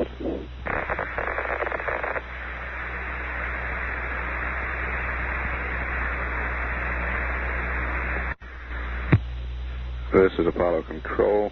Apollo 11 is now 38,793 nautical miles from the Earth. Velocity 9,947 feet per second.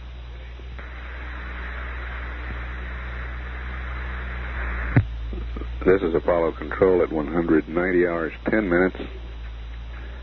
Apollo 11's distance from the Earth, 36,956 nautical miles.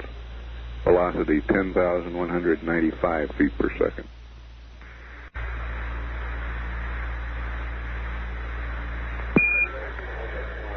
Apollo 11, good morning from Houston, over. Good morning, 11. Roger, we saw you're up stirring around, and we thought you were probably eating your breakfast there. Just in general, we'll probably start coming up with the uplink of the state vectors and the target loads and what have you at about 190.50, somewhere in that area, and then get you started to work. Okay. In the meantime, while you're eating your breakfast there, I've got the Maroon Bugle all standing by here to give you the morning news. I'd love to hear it.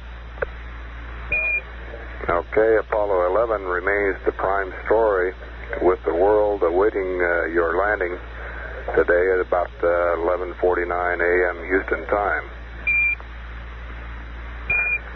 In Washington, House tax reformers have fashioned a provision which would make it impossible for wealthy individuals to avoid income tax entirely through tax-free investments or special allowances. Under the proposal, tentatively adopted by the House Ways and Means Committee, everyone would pay taxes on at least half of their income. Hang on a minute. Roger, standing by.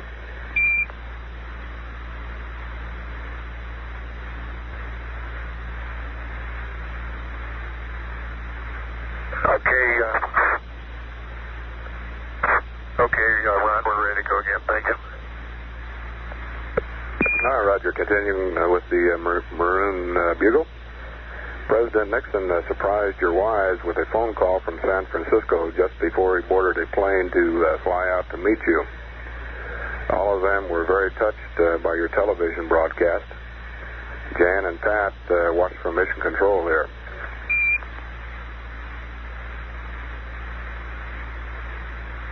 The launch of Intelsat from the Cape was postponed for the fourth time last night. The problem was said to be a malfunctioning nitrogen regulator in the second stage of the Delta.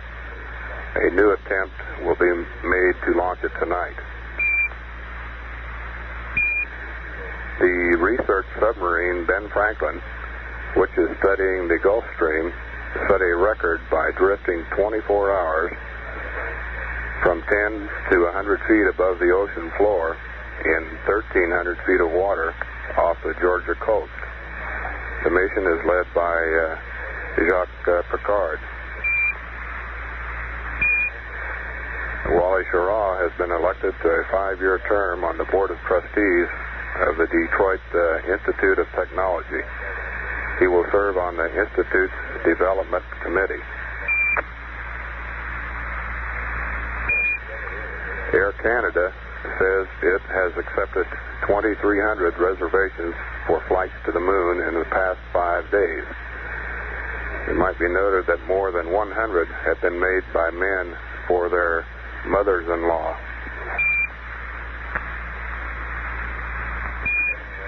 And finally, it appears that rather than killing romantic songs about the moon, you have inspired hundreds of songwriters. Nashville, Tennessee, which probably houses the largest collection of recording companies and song publishers in the country, now reports it is being flooded by moon songs. Some will make it. The song at the top of the bestsellers list this week is In the Year 2525. Morning Bugle out. Thank you very much, Ron.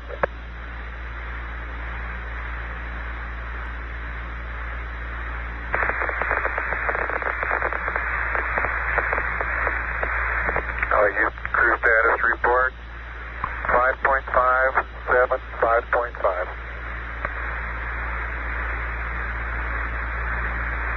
Apollo 11, Houston, Roger, we copy. And have your consumables update if you're ready to copy. Go ahead. Roger, GET 189 plus 00. RCS total minus 1%. Alpha minus 11. Bravo plus 10. Charlie minus 1. Delta minus 1. H2 total minus 0.76 pounds. Oxygen total plus 17.6 pounds. Over. Okay, that'll look like we're going to be able to get quite back on the flight plan. Not quite, just about though.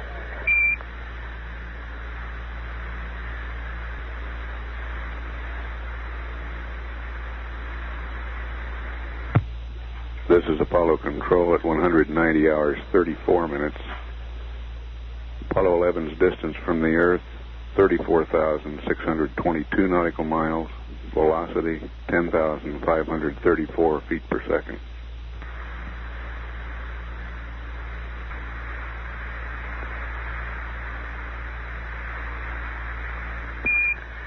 Apollo 11 Houston, request POO and accept. And we'll send you rest mat, state vector, and entry target load. Over. You have it.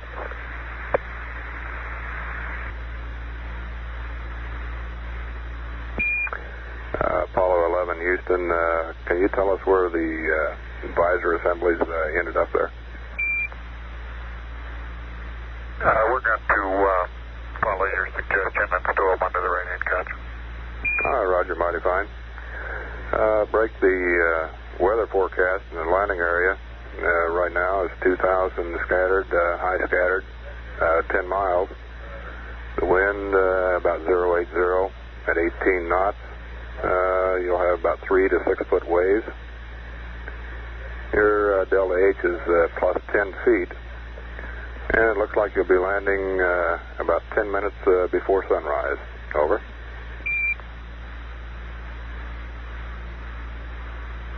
Okay, sounds good. Roger.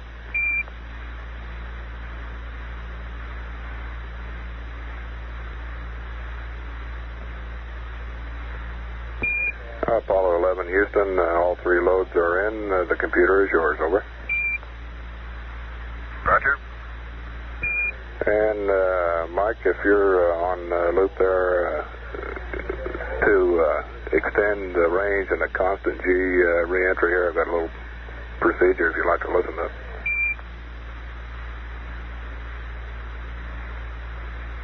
Stand by one. Roger. All right, the middle is marked. Due to be with you in about 5 minutes. Sure, no problem. Standing by.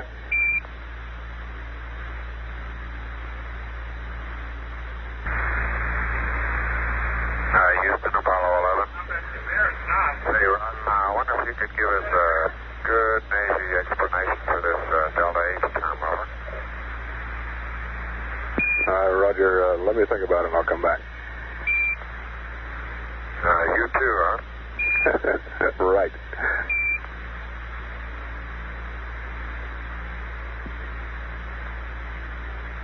Collins has got one, but I'm not sure I buy it.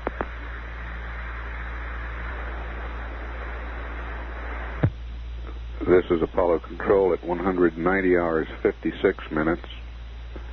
Apollo 11's distance from Earth, 32,447 nautical miles. Velocity, 10,876 feet per second.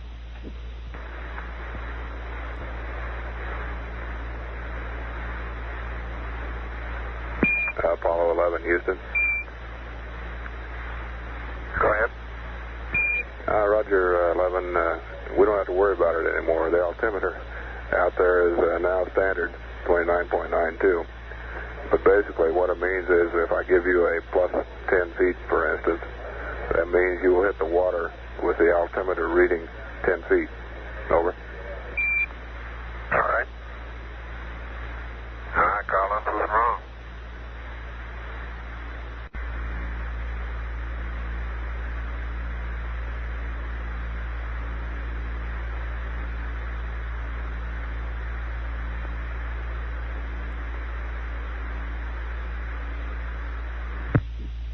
This is Apollo Control at 191 hours 15 minutes. Apollo 11 is now 30,469 nautical miles from Earth. approaching at a velocity of 11,221 feet per second.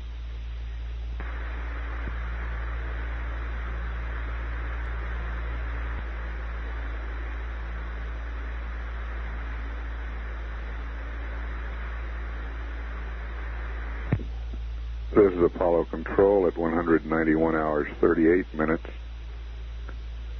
Apollo 11's distance from Earth now 27,979 nautical miles. Velocity 11,689 feet per second.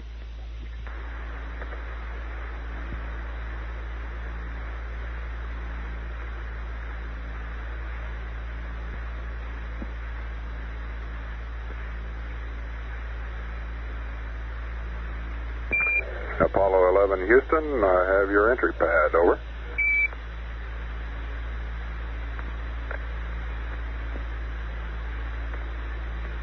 Stand by. Roger, standing by.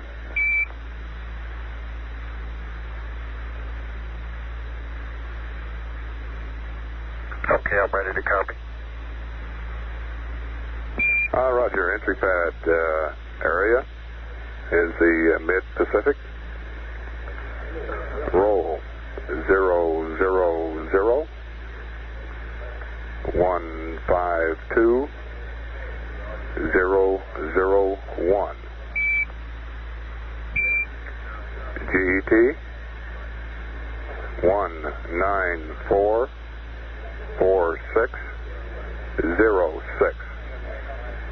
267. Latitude plus 1332 minus 16917 064 36 194 649. Range to go 14045 36 275 195 03 06 0028. DL Max 154 084 22400 18000. D0 400 0213 0017 0351 0902. Sexton Star 45 0189 277. Four-side star, none available. Lift vector up. Comments? GDC align, Vega and Deneb. Roll 078. Pitch 223. Yaw 340.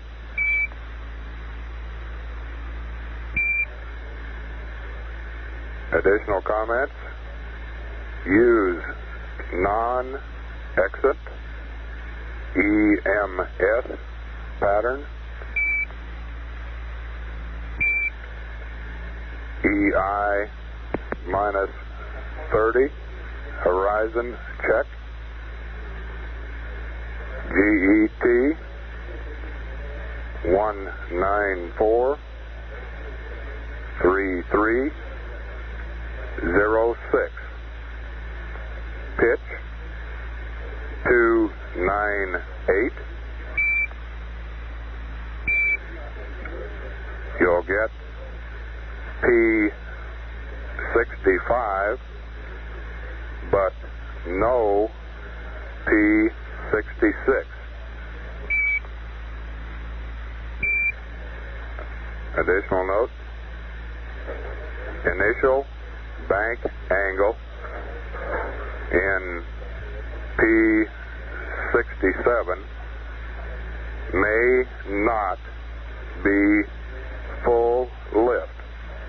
Apollo 11 Houston, read back.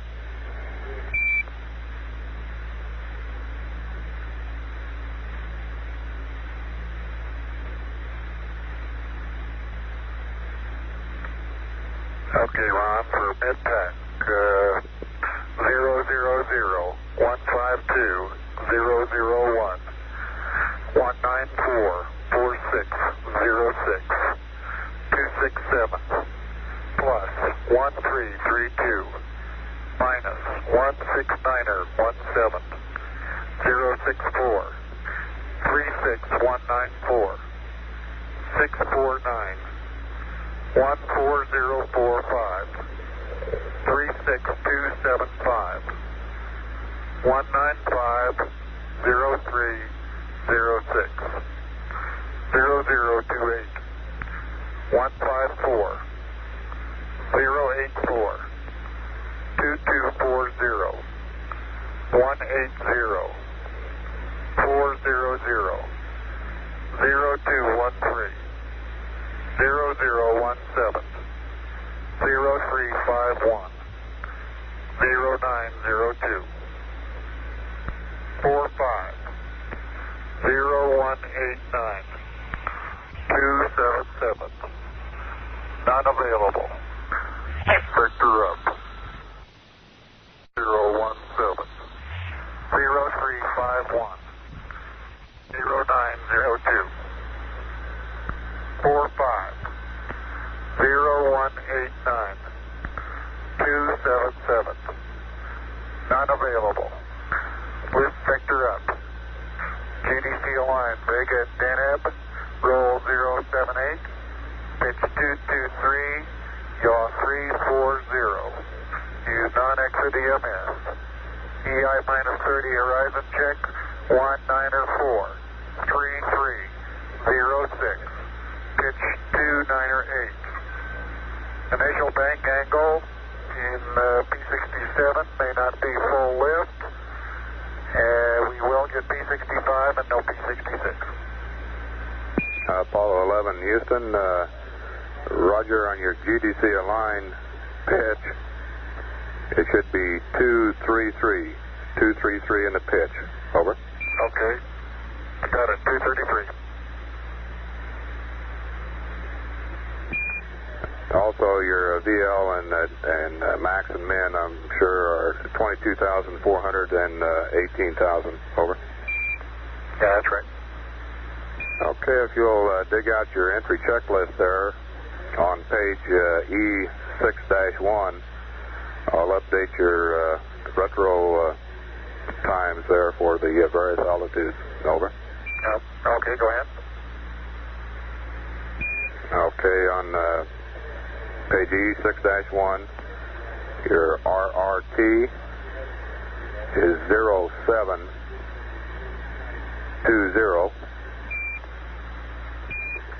Your 50K is 0816. 40K is 0830. Your 24K is 0902. And your 10K is 0903. 951. Over. Okay, RRT 0720, 50,000, 0816. That's at 0720 is the time the steam pressure is pegged for the RRT. And 40,000, 0830. 24,000, 0902. 10,000, 0951.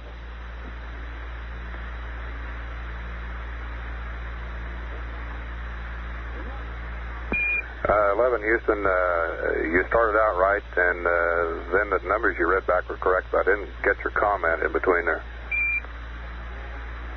All right, sir, man. All I want to know is that first time, 0720, that's the time of steam pressure peg, right? That's affirmative. Okay.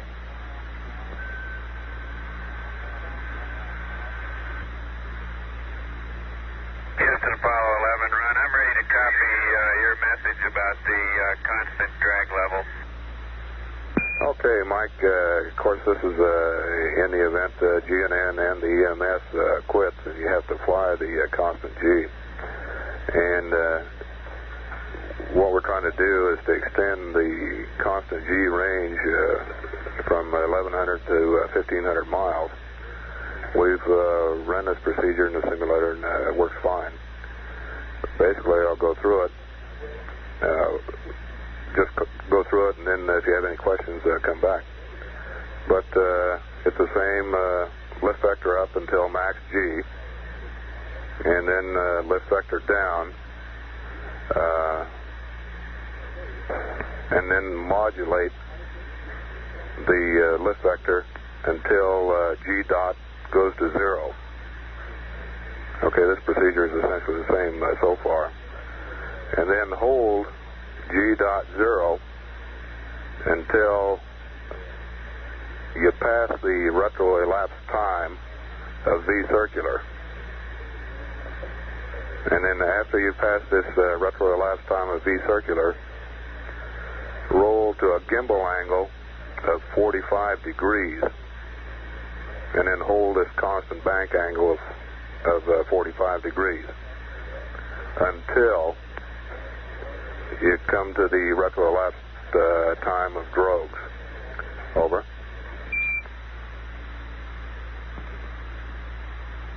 Okay, it sounds straightforward enough. Understand constant G, backup procedure, lift vector up until max G, then lift vector down. Then modulate until bank angle until G dot equals 0. Maintain G dot equals 0 until subcircular, and then roll 45 degrees and hold until drogue time. Over. Hey, that's mighty fine, Mike. That's correct.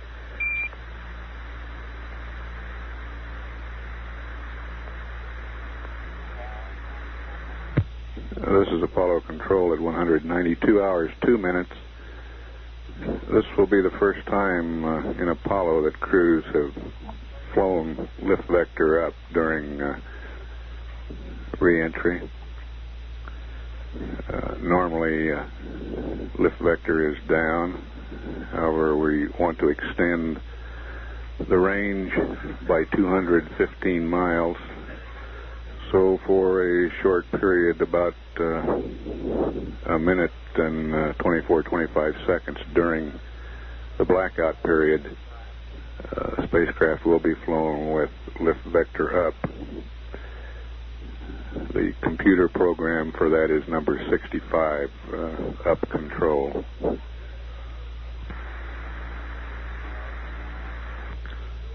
Apollo 11 is now 25,301 nautical miles from Earth. Velocity has increased to 12,263 feet per second.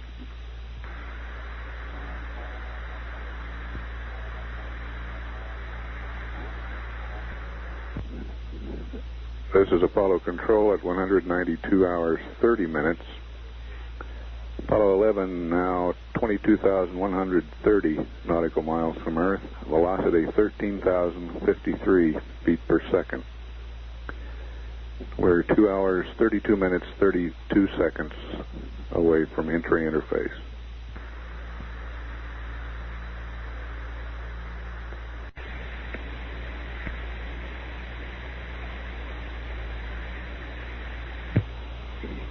This is Apollo Control at 192 hours, 48 minutes. Apollo 11 is 19,914 nautical miles from the Earth, approaching at a velocity of 13,695 feet per second. We're 2 hours, 14 minutes, 16 seconds away from entry into the atmosphere. And the U.S. Air Force C-135 crew will attempt to photograph this re-entry of the command module. Aircraft designated ALOTS for Airborne Lightweight Optical Tracker System.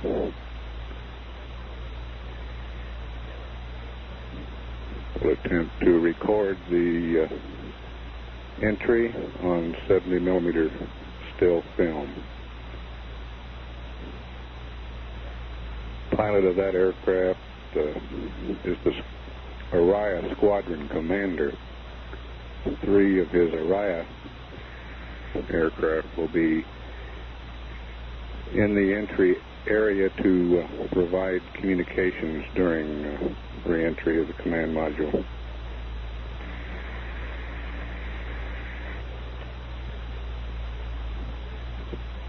Crew of ALOTS includes the aircraft commander, Colonel Robert W. Hoffman of Wichita Falls, Texas, the pilot, who is the Araya Squadron Commander, Colonel Oakley W. Barron of Kankakee, Illinois, co-pilot Lieutenant Colonel Wallace L. Emery, San Angelo, Texas. Navigators are Lieutenant Colonel Irvin O. Stewart, Jr., Greensboro, North Carolina, and Major Charles W. Hinton, Mount Auburn, Illinois. The photographic specialist, Master Sergeant Paul T. Schweizkowski, whose hometown is not listed. Colonel Barron's nickname is the Red Baron. He's a veteran of more than 10,000 flying hours and has flown more than 80 different types of aircraft.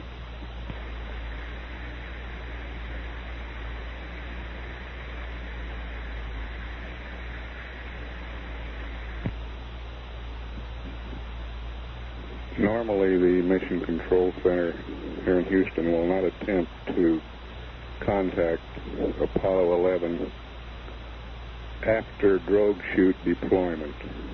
We will stay off the air and let the recovery forces attempt to establish voice contact. If for some reason Capcom does want to communicate with the crew, he will request clearance from the recovery forces before putting in a call.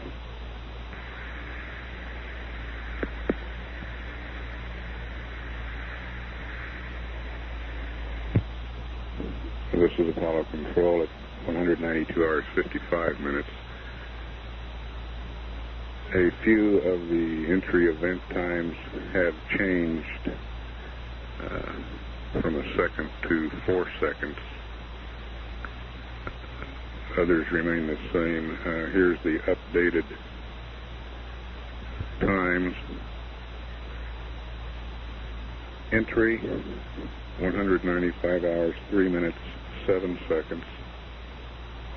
Begin blackout, 195, 3:25. 05G, 1950336. End blackout 1950700. Drogue chute deployment 1951208. Main chute deployment 1951256. Landing 1951753.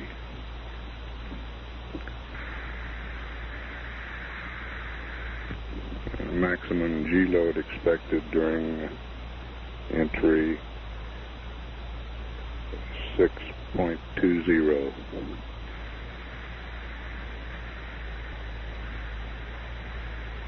This entry timeline is my kind of timeline. That's slow. 11 Houston, Roger, it sure is. ETOM is anxiously awaiting his big moment here for the logic sequence check whenever you're ready. Okay, we'll be ready for that in just a flash. Roger.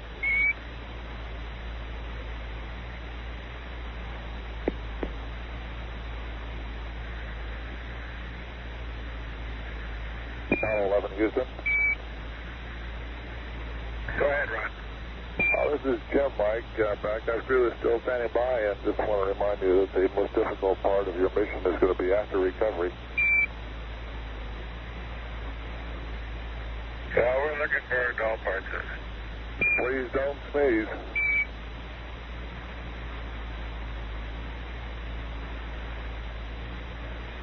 Yeah, keep the mice healthy.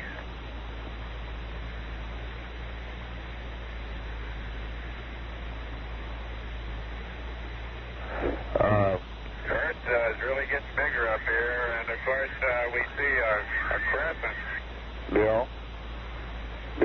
We've been taking pictures, and we Bill? have 4 exposures to go. Bill? We'll take those and then back the camera. And the Apollo 11 backup crew has joined Capcom Ron Evans at his console.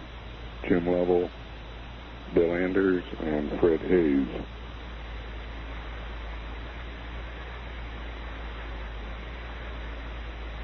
Also, Donald K. Slayton, Director of Flight Crew Operations, is at that console.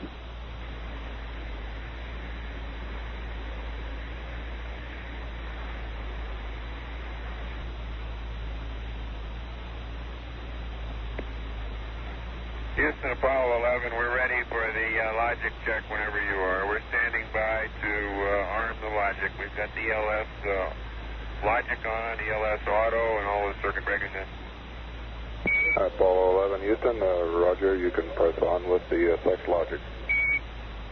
Okay, logic 1 coming on, mark it. Logic 2 coming on, mark it.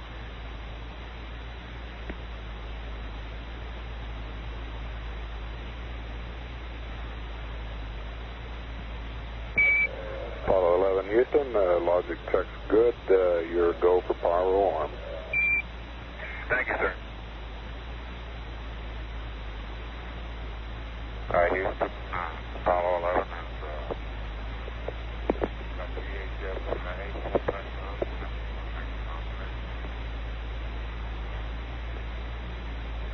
Apollo 11 Houston, Roger, you faded out a little bit there, Buzz. I understand you have the VHF Simplex A on now. Is that correct, over?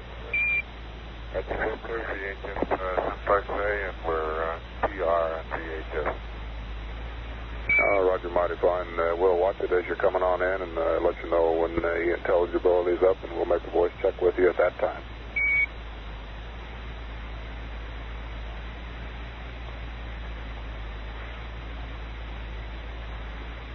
Houston, Apollo 11, I've been holding here in SCS control, minimum deadband rate low with the limit cycle on, just as a matter of curiosity if you guys wanted some fuel numbers from that. 11 Houston, Roger, we copy, and we've been figuring it out. Okay. It's a Pleasure to be able to waste gas. Roger, that's affirmed.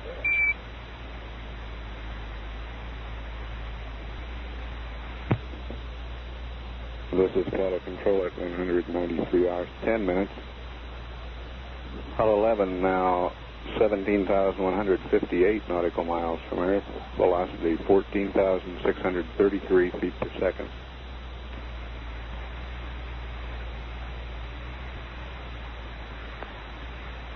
Apollo 11, Houston, with a little recovery force information, over. Go ahead. Roger, the Hornet is on station, just far enough off the target point to keep from getting hit. Recovery 1, the choppers there, they're on station. And Hawaii Rescue 1 and 2, the C-130s are within 40 minutes of your target point. Over.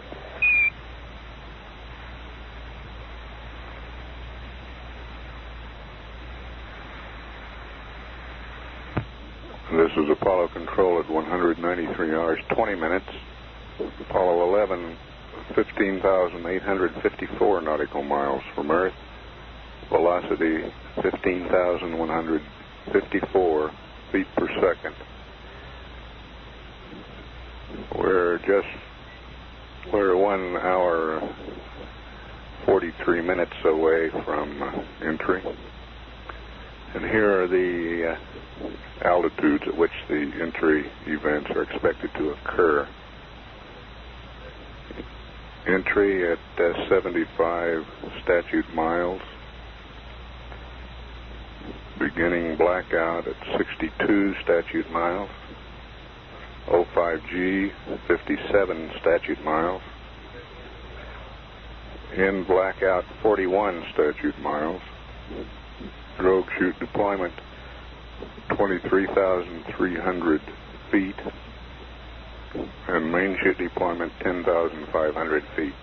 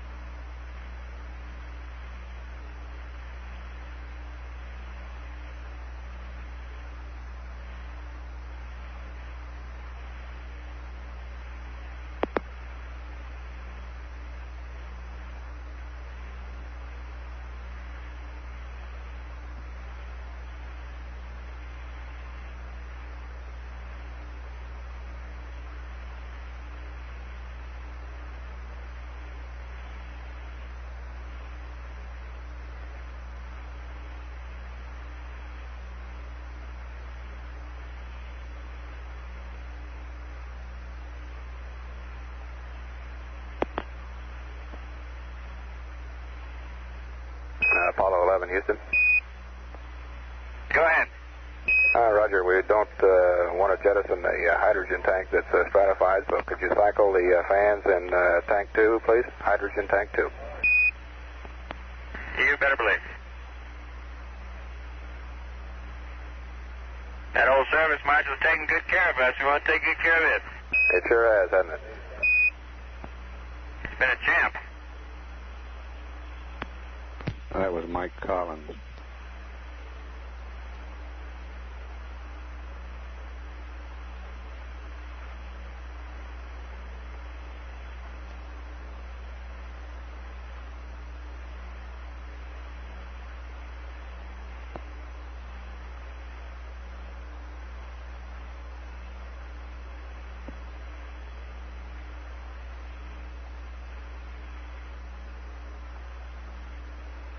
Apollo 11 is 1 hour away now from entry into the Earth's atmosphere.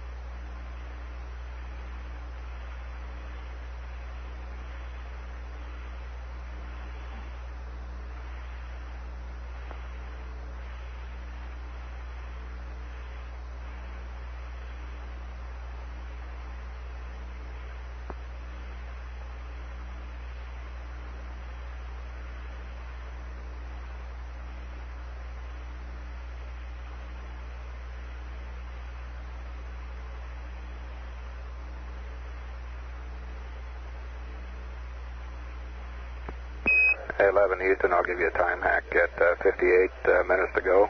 It's about 15 seconds yet. Thank you.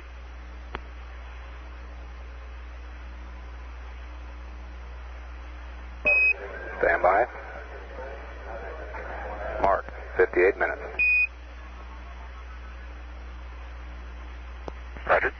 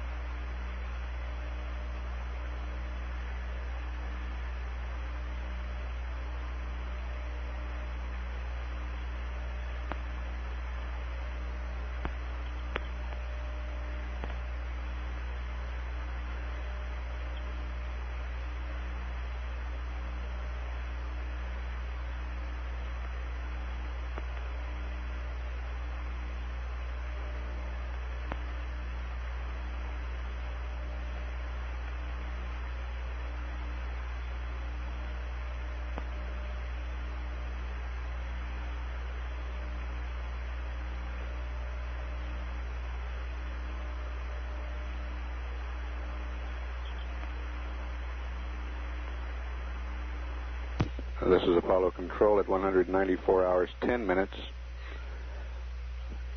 Apollo 11 is now 8,500. Houston. Go ahead, Houston, Apollo 11. Roger, we have our updated state vector out there for you. Request PUA and accept, over.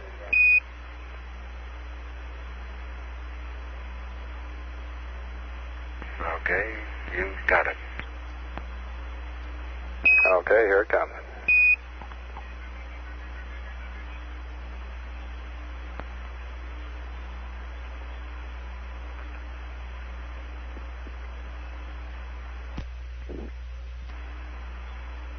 Spacecraft distance is 8,393 nautical miles. Velocity 19,512 feet per second.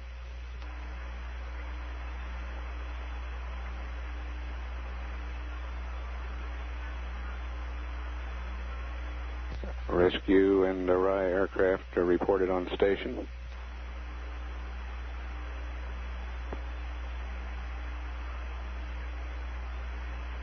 And the Hornets helicopters containing the swimmers are reported airborne.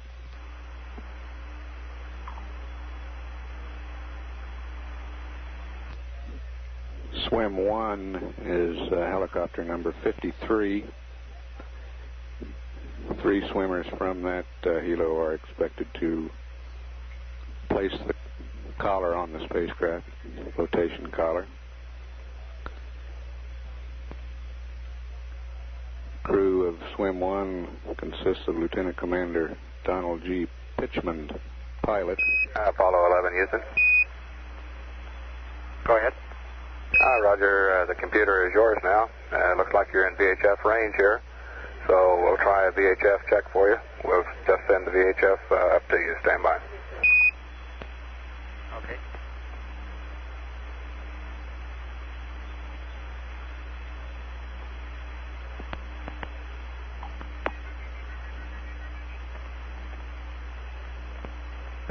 Apollo 11, Houston. VHF check on Simplex Alpha, over.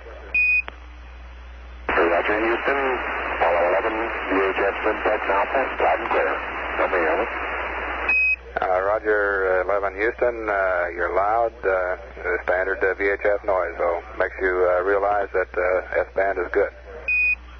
Roger, understand. Thank you.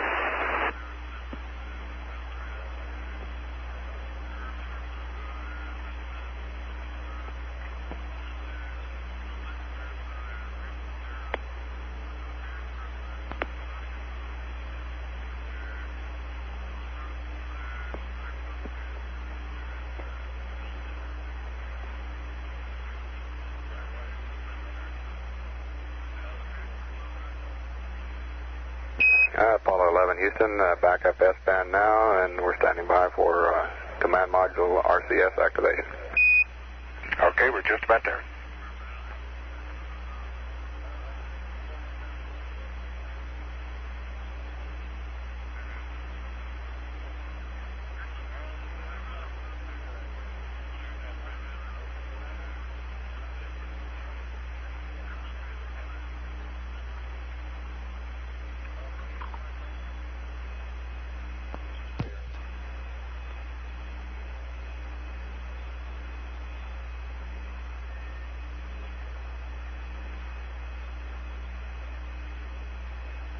Swim 1's pilot, Commander Pitchman, is from Orlando, Florida.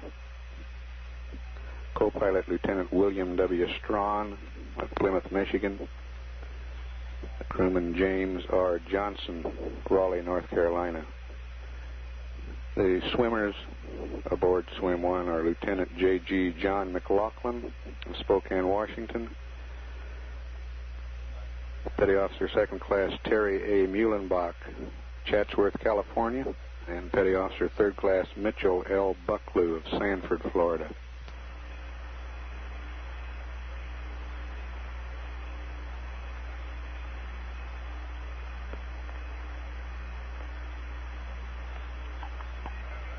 These 3 swimmers are scheduled to attach the flotation collar and then move away from the command module while until helicopter number 66, designated Recovery 1, moves into the area and deploys one swimmer, Lieutenant Clancy Heidelberg.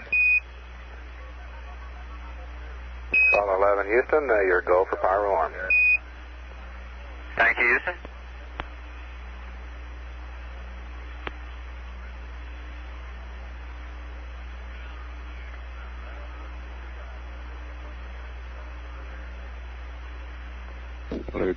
Lieutenant Clancy Heidelberg of Chippewa Falls, Wisconsin, will deploy from Recovery 1 wearing a biological isolation garment, and he will hand to the crew through the hatch their biological isolation garments.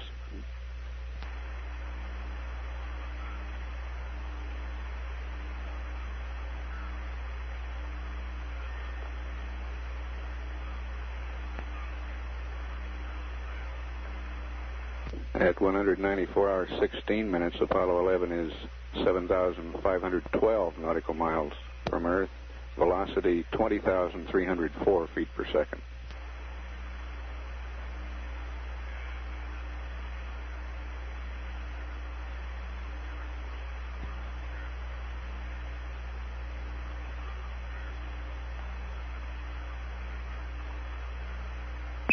Apollo 11, Houston, your command module pressurization looks mighty fine to us.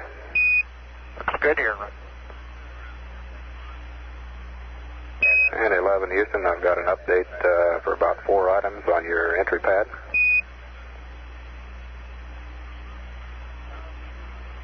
Ready to copy.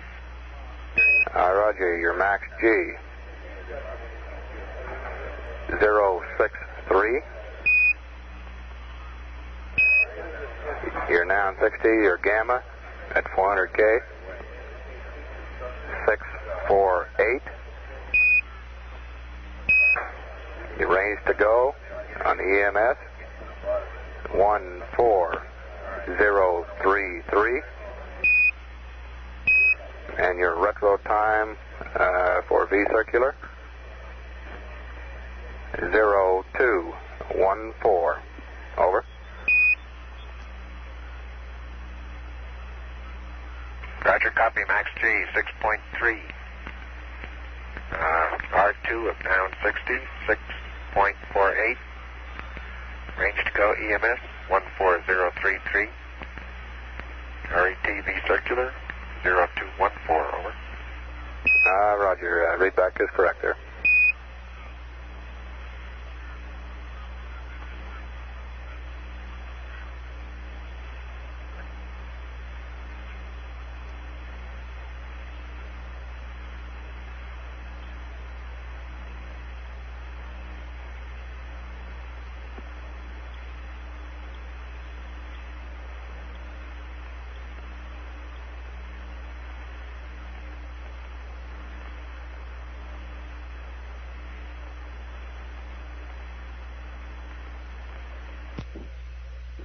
The crew of Helicopter 66 Recovery 1, Pilot Commander D.S. Jones of Madison, Wisconsin, co-pilot Lieutenant J.G. Bruce A. Johnson of Bremerton, Washington, and the 2 crewmen who will assist the astronauts into the helo, Chief Petty Officer Norval L. Wood of Carmi, Illinois, and Chief Petty Officer Stanley C. Robnett of Portales, Mexico, New Mexico.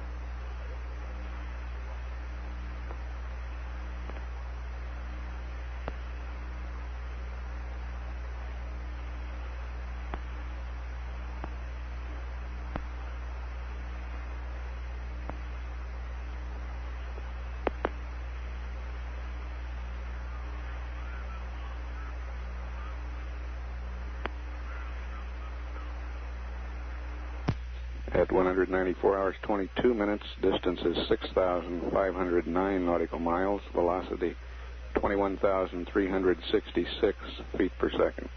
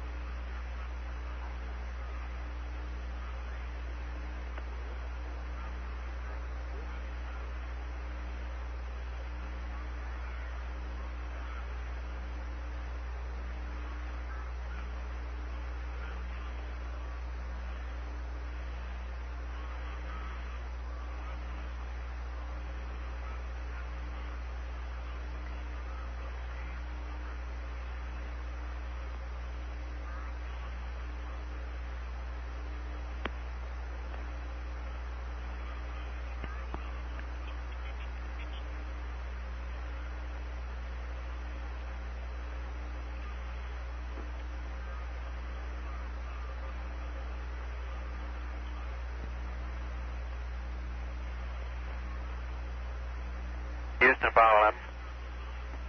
Apollo 11, Houston, go. Roger, the first horizon check, 194.2306 at a pitch angle of 298. Does not quite fall on the 31.7 line. It's just a little high. It's within 5-degree tolerance. Apollo 11, Houston, the horizon check there was supposed to be at 3-3, over. Okay, that's fine, sir. Thank you. Roger.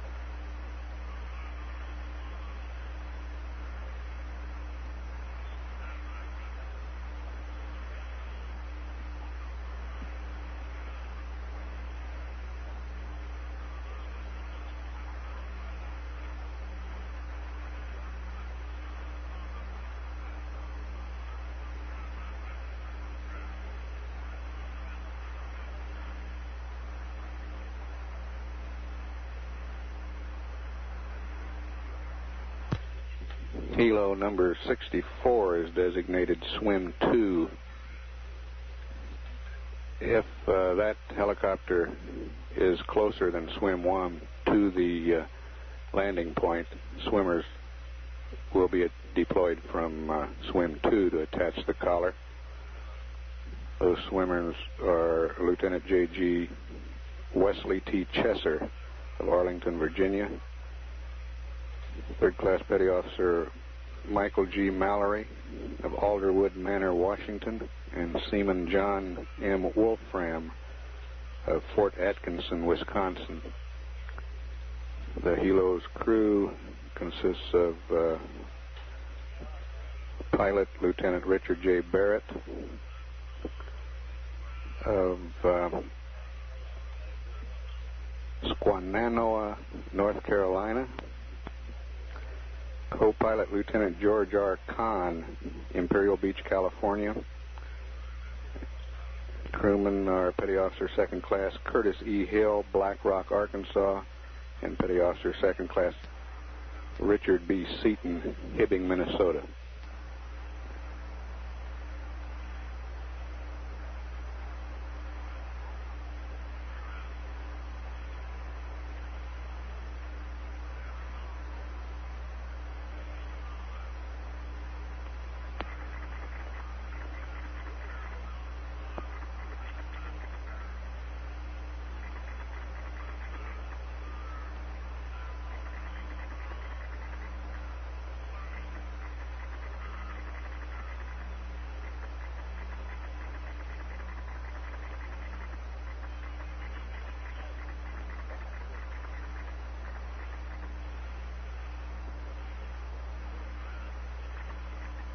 Apollo 11's distance now 5,411 nautical miles, velocity 22,642 feet per second.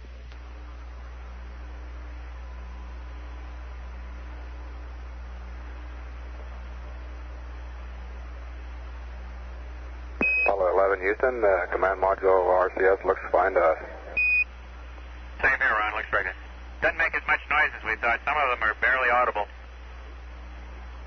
Roger. And 11 Houston, weather still holding real fine in the recovery area. Looks like it's about 1,500 scattered, high scattered, and still 3 to 6 foot waves. The air part of it sounds good. Roger.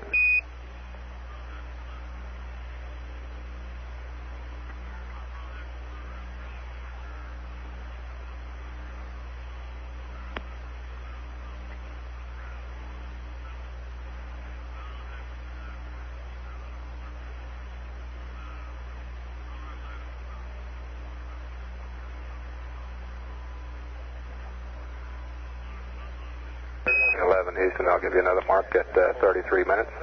Stand by. Mark. Roger that.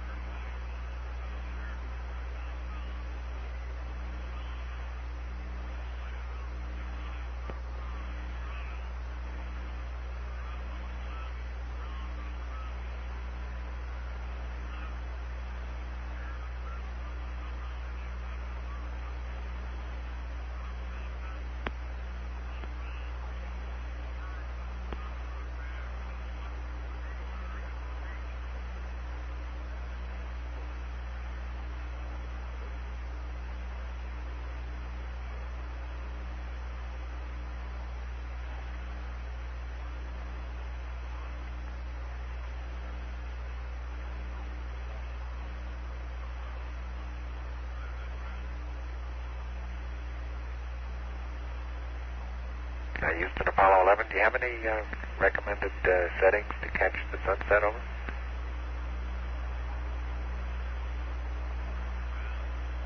Roger, well, the time is 36:41, and stand by for some settings. Okay, I'll probably only be doing it maybe part of it at 6 frames a second, some of it at 1, so I can be changing settings as it goes through. Roger, copy.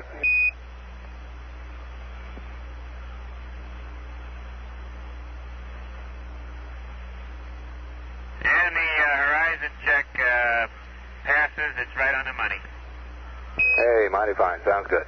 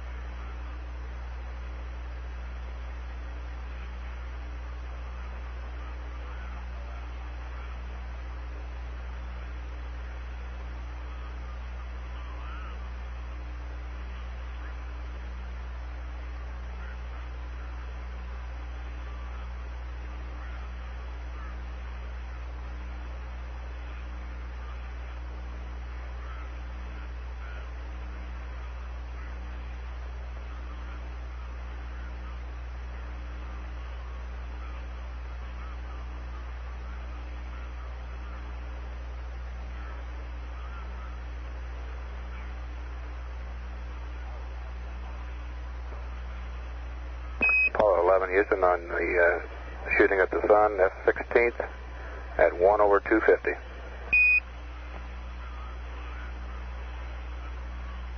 Understand F-16 at 1/250. Roger.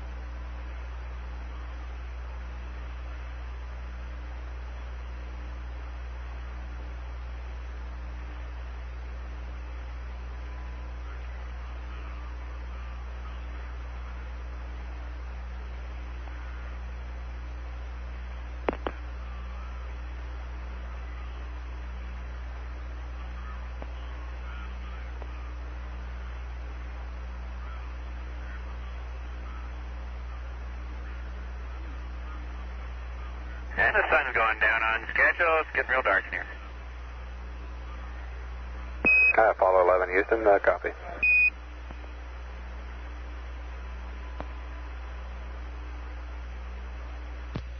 Distance 3,896 nautical miles, velocity 24,915 feet per second.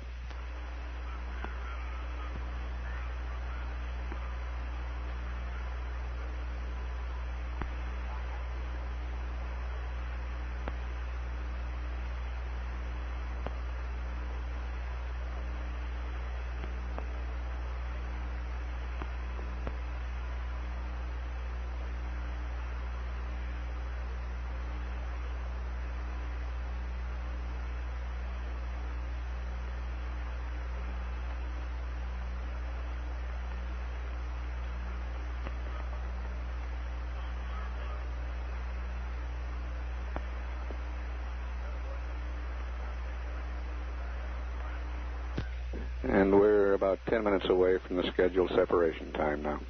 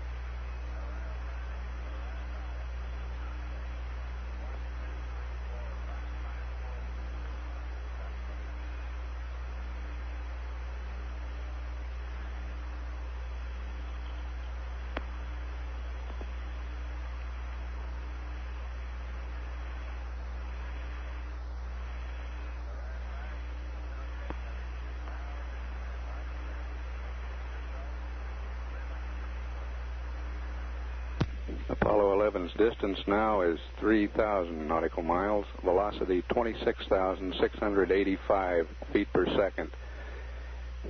In the next 20 minutes, Apollo 11 will add almost 10,000 feet per second to that figure.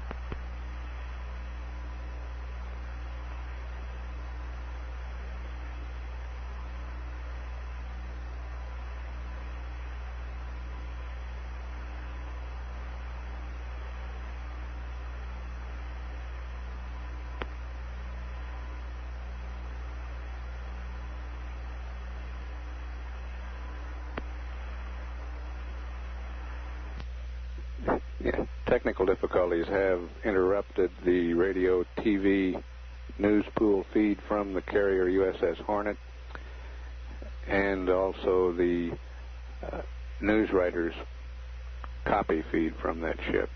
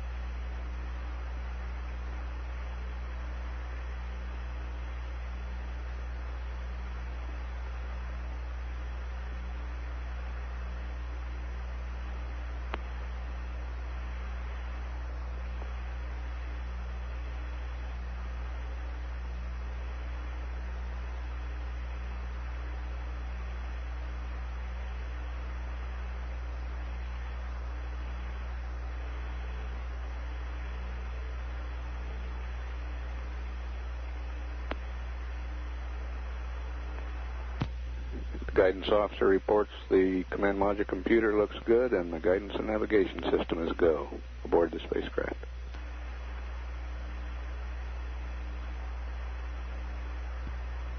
Apollo 11 Houston, we see you getting ready for SEP. Everything looks mighty fine down here. Same here, Ron. Thank you.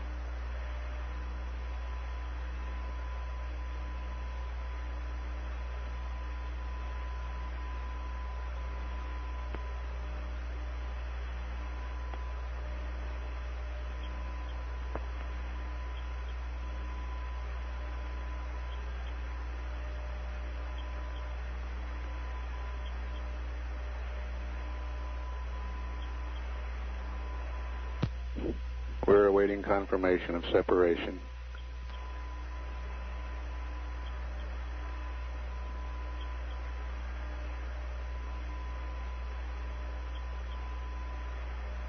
We confirm separation now from on the ground readings from telemetry. We can confirm separation.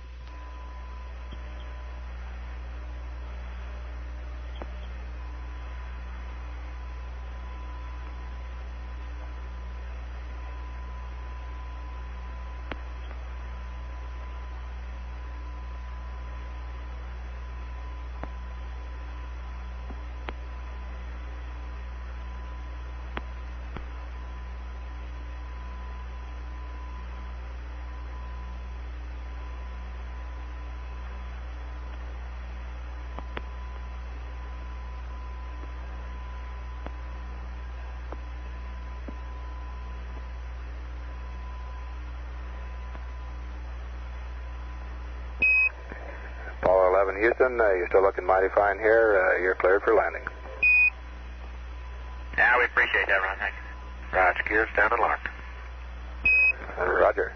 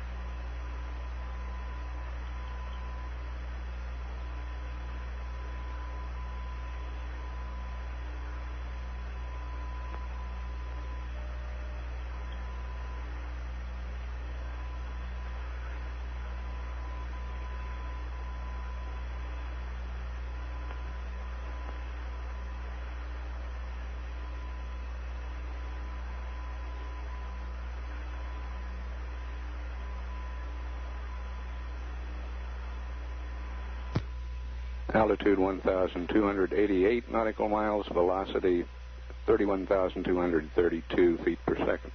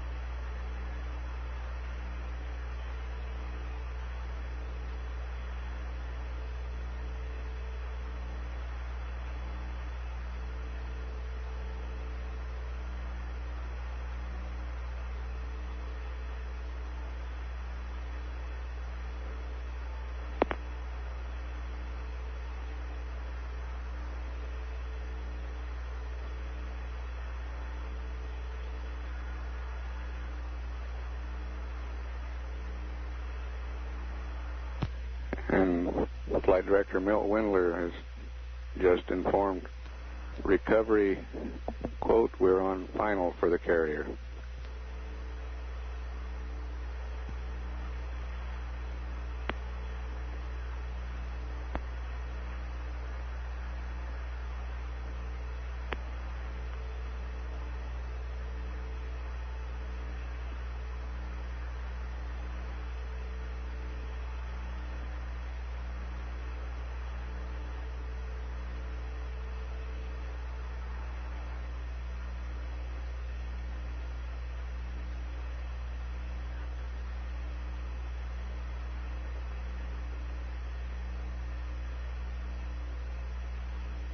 Hi, Houston. We got the service module going by. A little high and a little bit to the right. Roger. Thank you.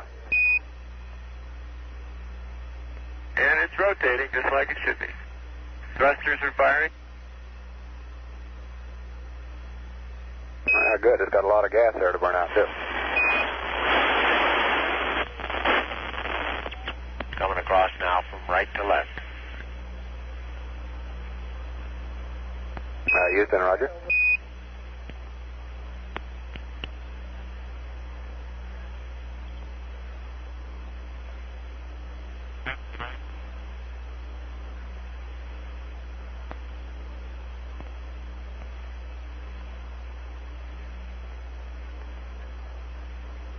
.800 nautical miles high. Velocity 33,000 feet per second.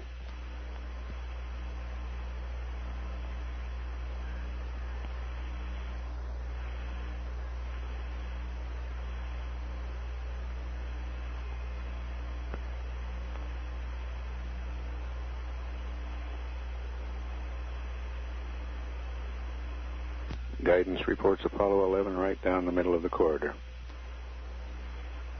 7 minutes away from entry.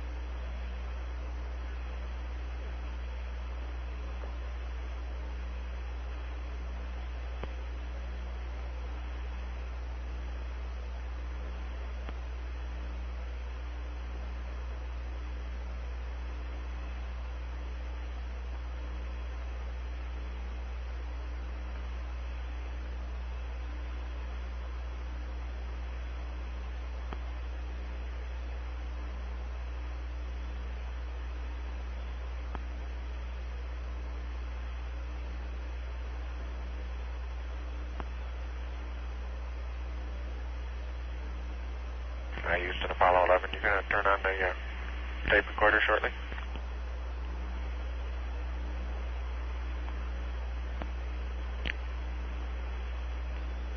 Hey, 11 Houston, you can go ahead and turn it on. Okay, I'll have to go to command reset to do that.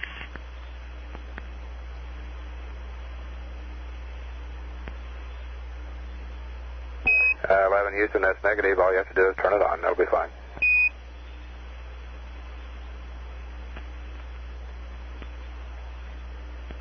I guess I don't know how to turn it on then. I got PCM analog, record, forward, high bit rate, and Barbara Bowl.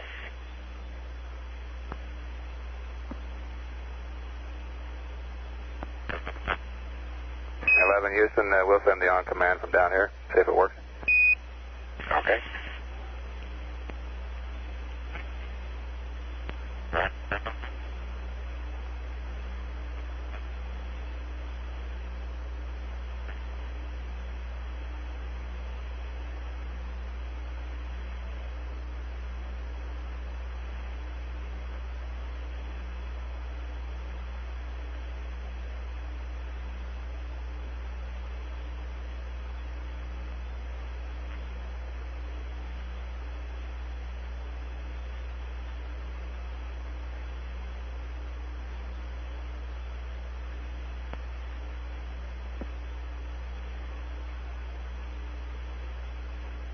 Velocity 34,630 feet per second. And our friend the moon whipping by the field of view right now. Roger, copy.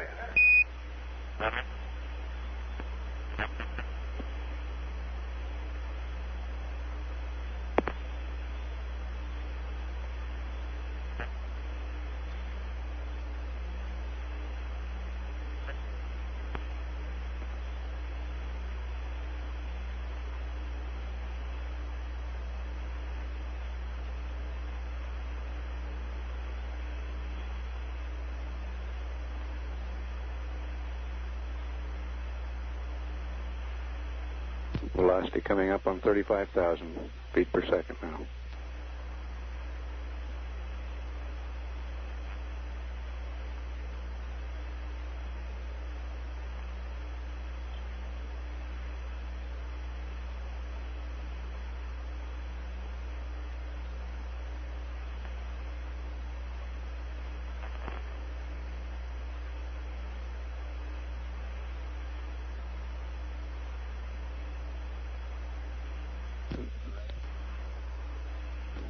Three minutes to entry.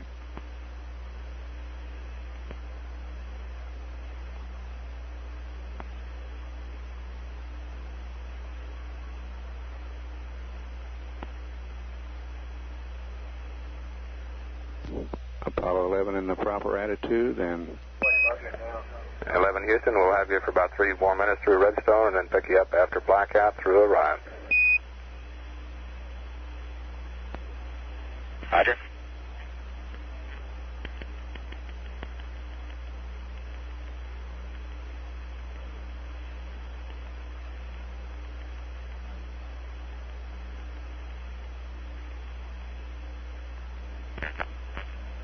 Apollo 11 lined up right down the middle of the entry corridor. Velocity is now 35,578 feet per second.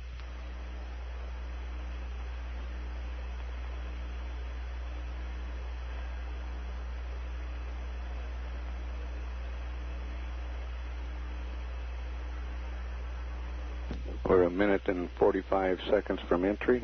Blackout will begin 18 seconds after entry.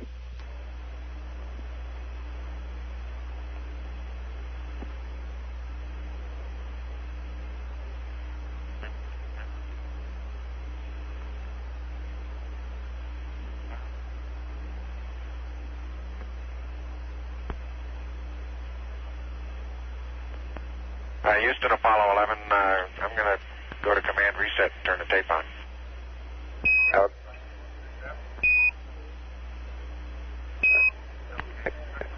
Hey, 11, Houston, recommend negative on that. That'll put us in low bit rate.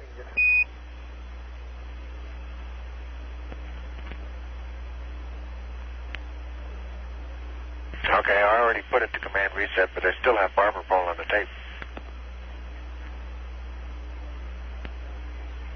And my switch is high bit rate. Okay, that'll be fine. And 225 there, if you can reach it, Buzz. The last two circuit breakers and the second row from the bottom, you can punch those in.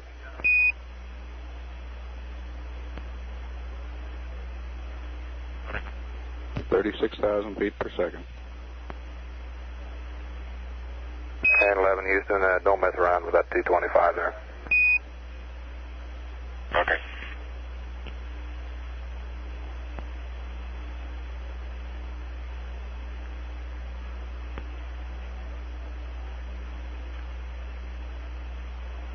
And 11, Houston, you're going over the hill there shortly. You're looking mighty fine to us.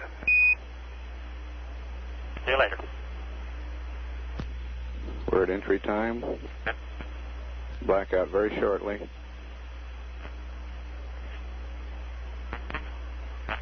Range to go to splash, 1,533 nautical miles. There's blackout.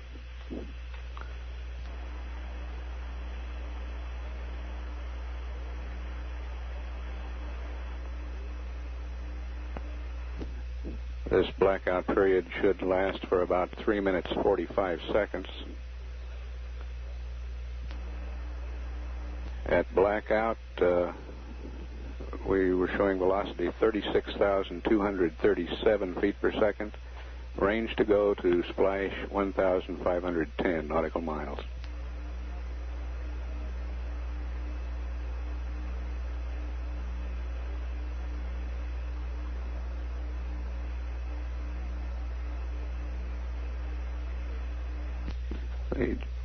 The elapsed time for end of blackout, 195 hours, 7 minutes even.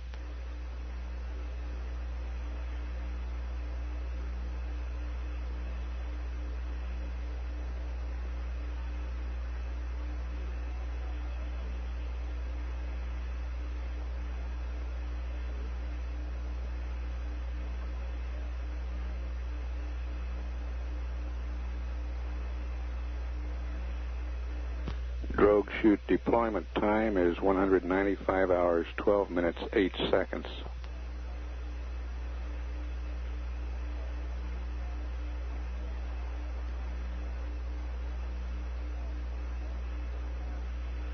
And the control center will not attempt to communicate with Apollo 11 after drogue deploy time. We will leave the airwaves clear for the recovery forces.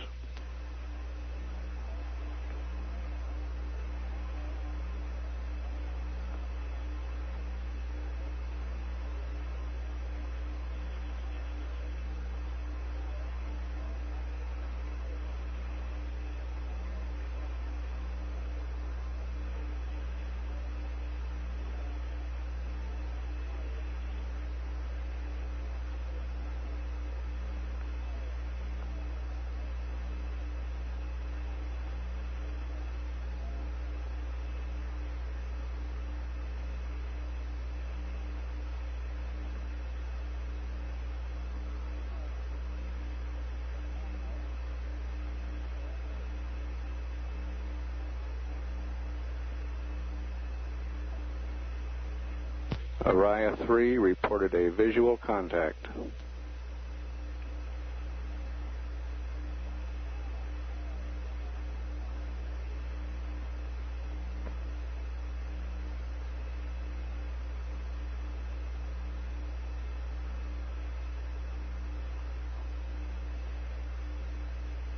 We're at 3 minutes 20 seconds since entry. Blackout should end about 3 minutes 53 seconds after entry.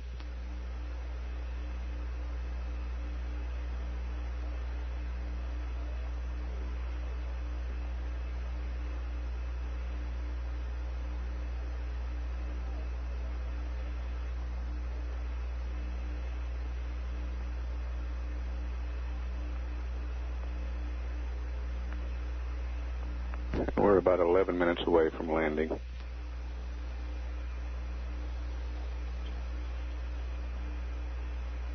Araya 3 is the uprange Araya aircraft. Apollo 11, Houston through Araya.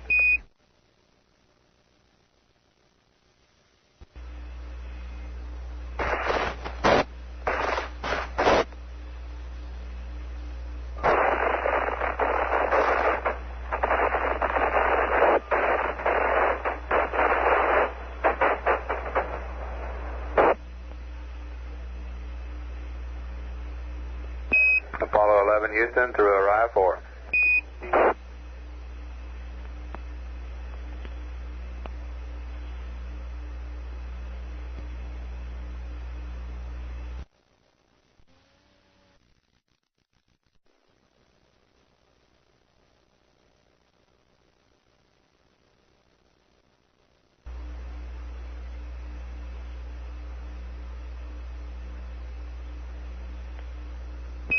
Apollo 11, Houston through Araya, standing by. Over.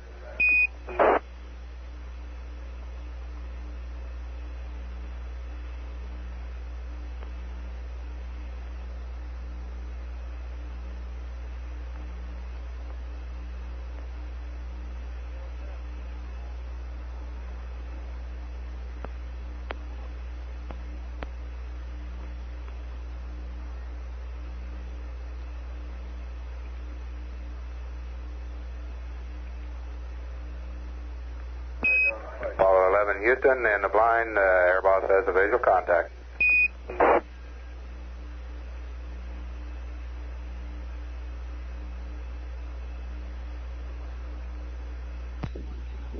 The Hornet now reports a visual contact. Visual contact from the recovery ship.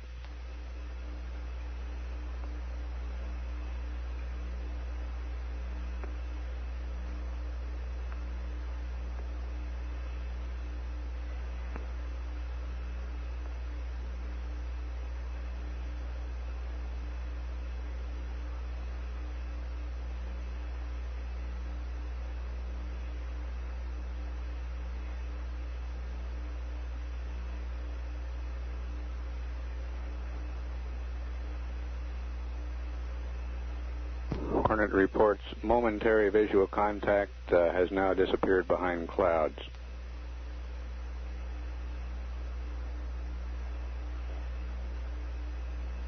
We're 7 minutes 44 seconds from entry. Drogue chute deployment scheduled for an elapsed time from entry of 9 minutes 1 second.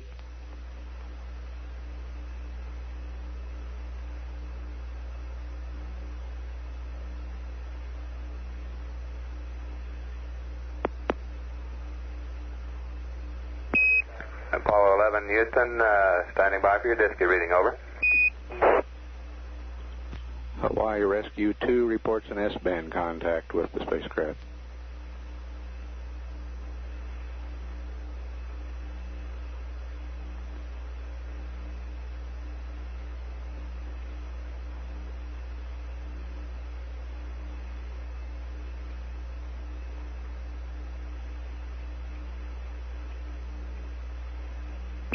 Apollo 11, Houston, stand by for your missed distance. Over.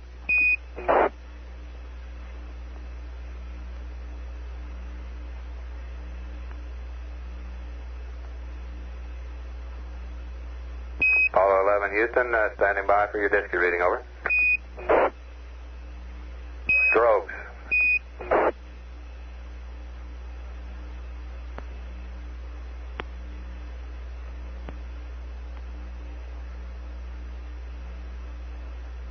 Apollo 11 Houston, your Disky reading, please, over.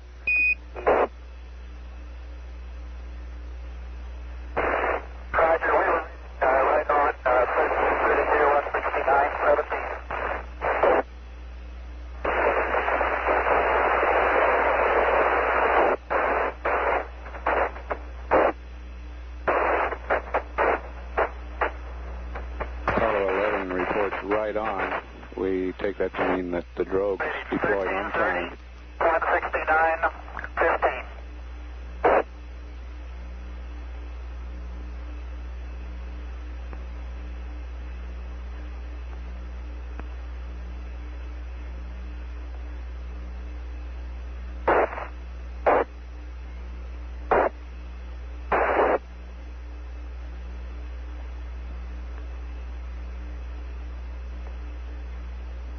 Apollo 11 should be on main chutes now.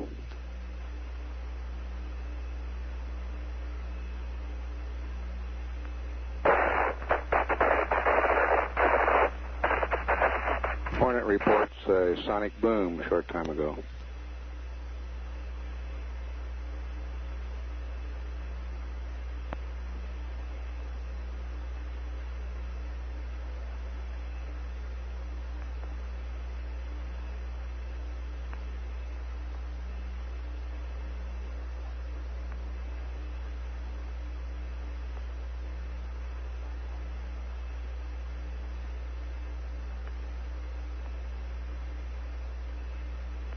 We're just under 4 minutes to landing.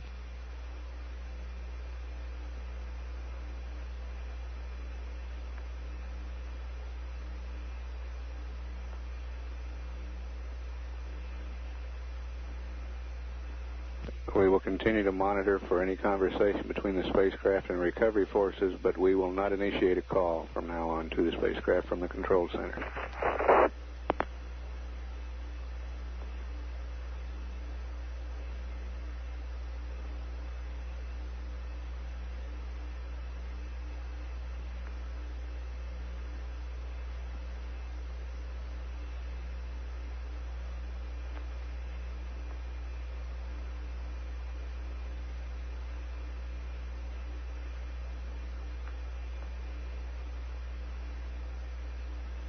Apollo 11, this is Hornet, over. Apollo Hornet, this is Apollo 11, reading you loud and clear. Our position 1330, 16915. 11 Hornet, copy, 1330, 1675. Any further data, over? 1330, 169015. 7 error.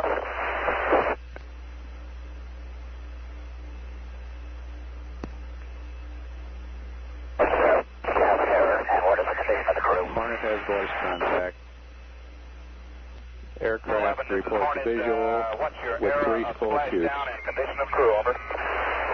Okay, condition of crew is 3,500 feet on the way down. 11 is Hornet, copy. 11 Hornet, what's your splashdown error, over? Okay, our splashdown error is our latitude longitude 1330, 16915. That's come on. Hornet, right route.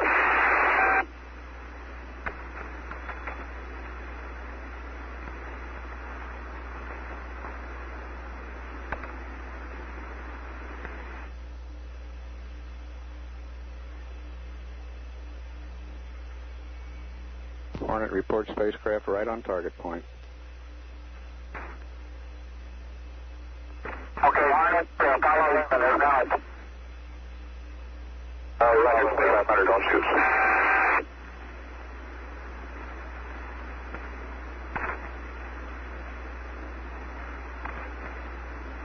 Slip 1 has Sarah contact bearing 150, holding. 1, 2, 3.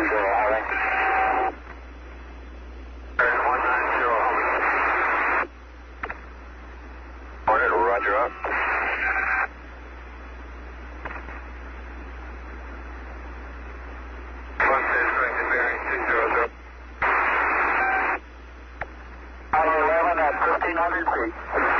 Hornet, Roger, copy out.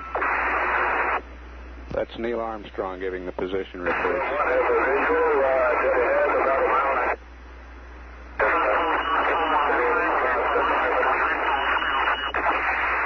Hornet, Roger.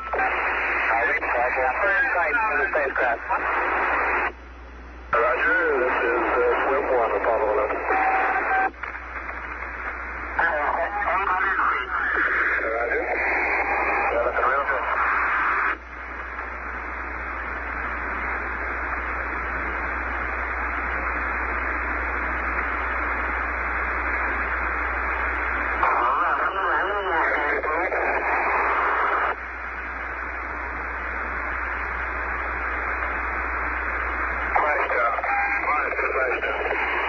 Hornet, copy.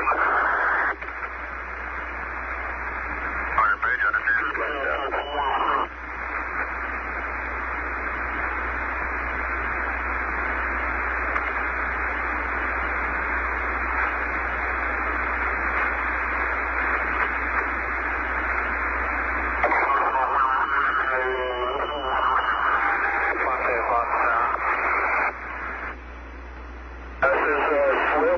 The command module is in Staple 2. Staple 2, over.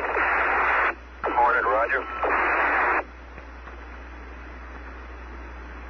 Eric A. Hornet, this is Airbus. I'm presently orbiting the scene at 1,000 feet. I have a launch commander. Hornet, Roger. Stable 2 is upside down. The flotation bags will right to spacecraft. The command module is in swimmer, is in Stable 2. The dive marker is deployed and functioning. The chutes appear to be detached and are downwind from the command module. Hornet, Roger.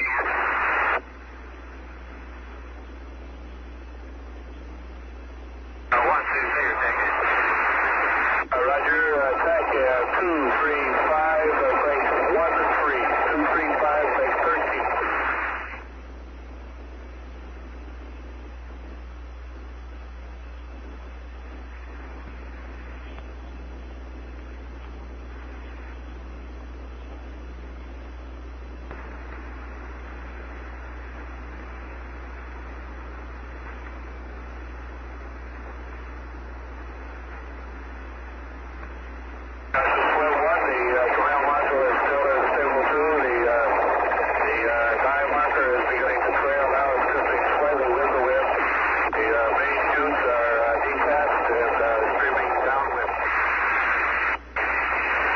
Copy.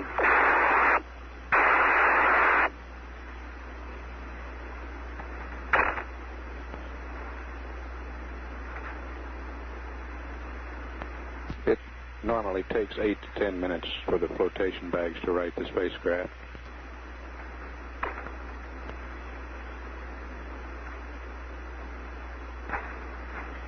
Swim 1 is getting ready to deploy swimmers.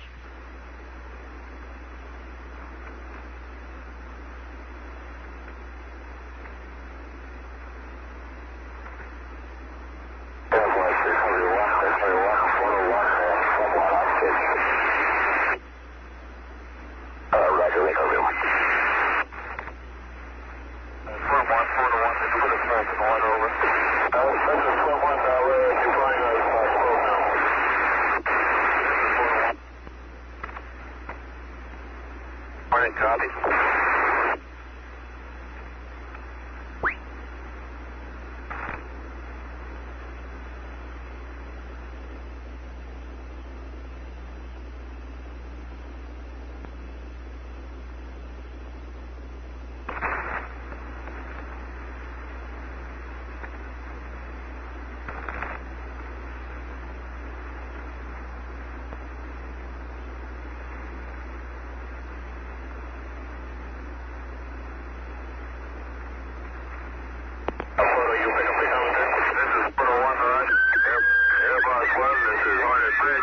Request commentary is available, over. Visible trailing.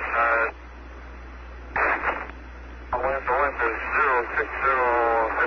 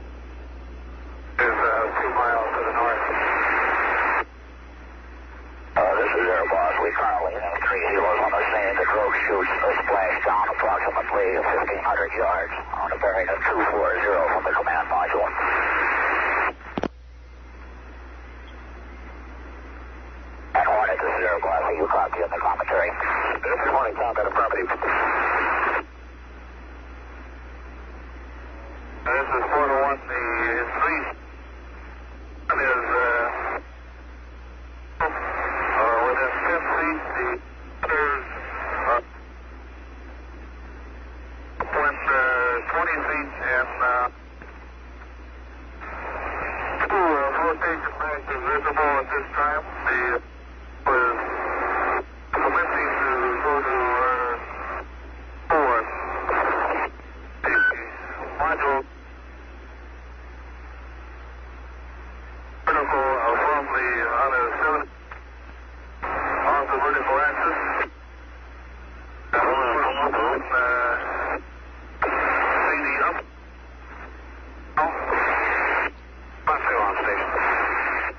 I didn't copy photo 1, full report, understand. 2 flotation bags deployed and it's stable 1 now. Is that correct? Over. It is upright, but it is 2. Understand, still stable 2.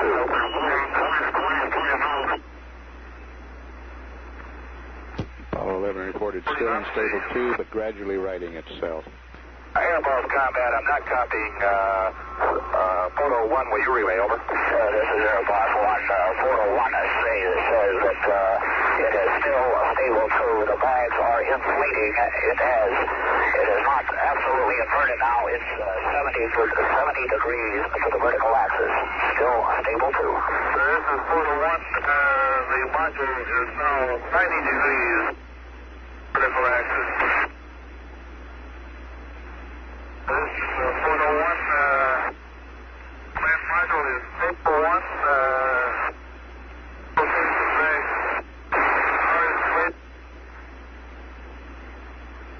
Apollo 11, stable 1, stable 1.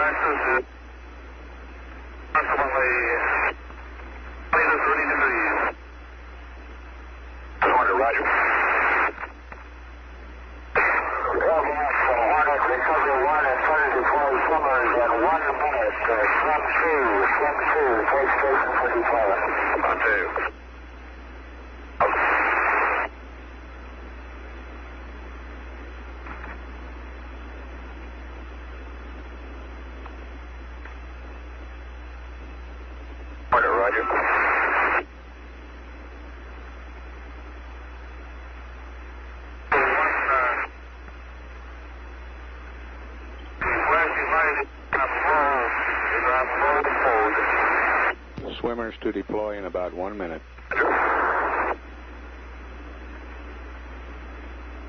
Contact in position. For the first swimmer. Roger, some 2, from recovery 1, you're clear. Contact commencing. 2 is commencing. To put the first swimmer in the water.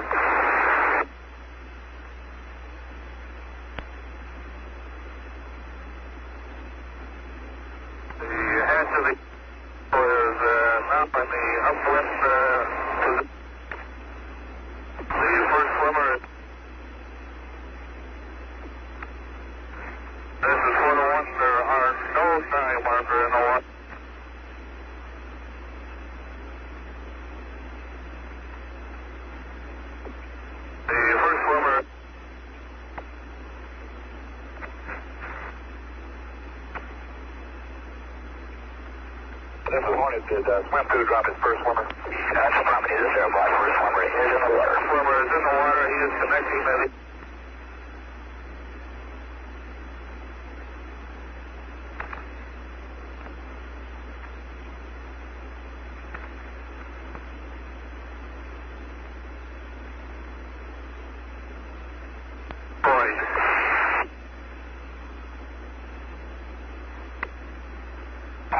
Anchor has again attached and is deployed.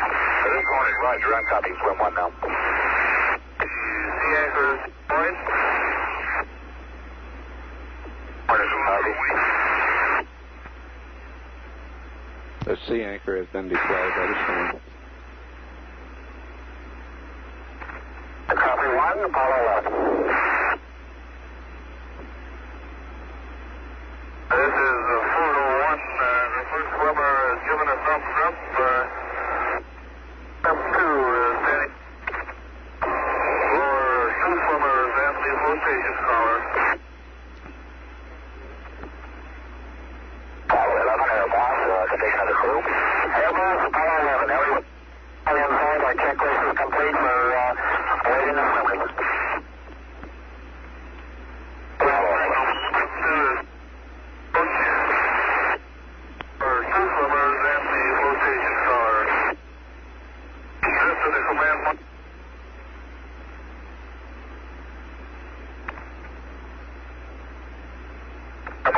What's the conditions?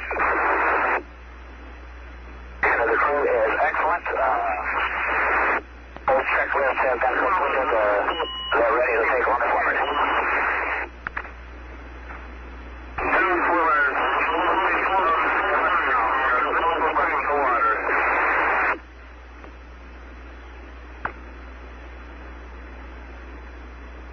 Three swimmers in the water from Swim 2. Swim 2, Hilo.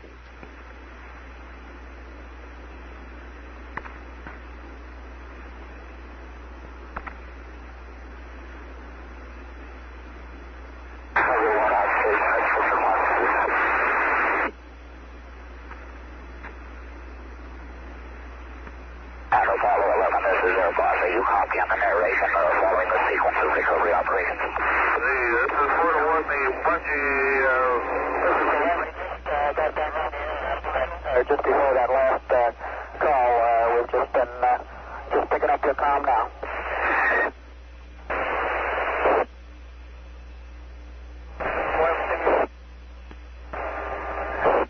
Flotation tower halfway around the command.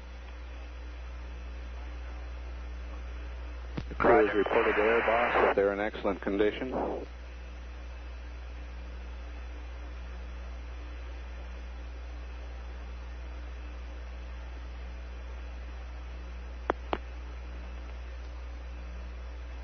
Flotation collar is about halfway around the spacecraft now.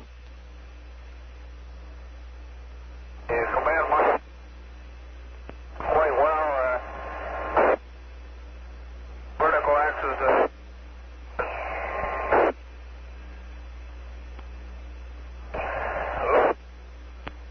The downwind 10 degrees.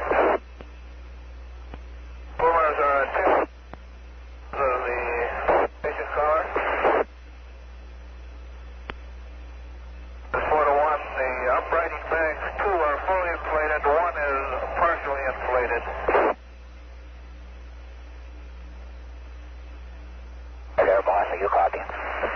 Roger. Station collar has been attached. Now, flotation.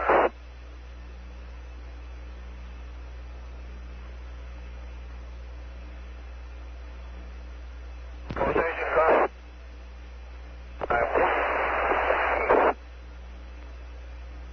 The flotation collar is attached now.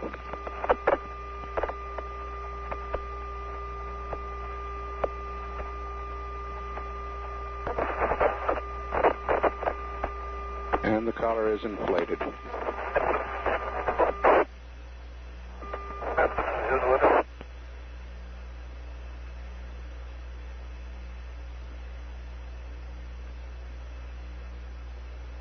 Roger. Montes commencing on the raft. This is 4 to 1. The swimmers have, for the raft, commenced his approach.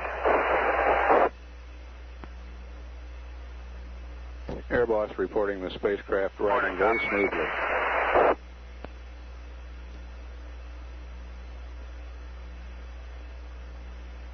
Swan, this is Horner Bridge. Request attack hand on top, over. This is 4 to 1. The raft is in the water. 241 degree radio, 9 miles. Stop by order. The raft is inflated.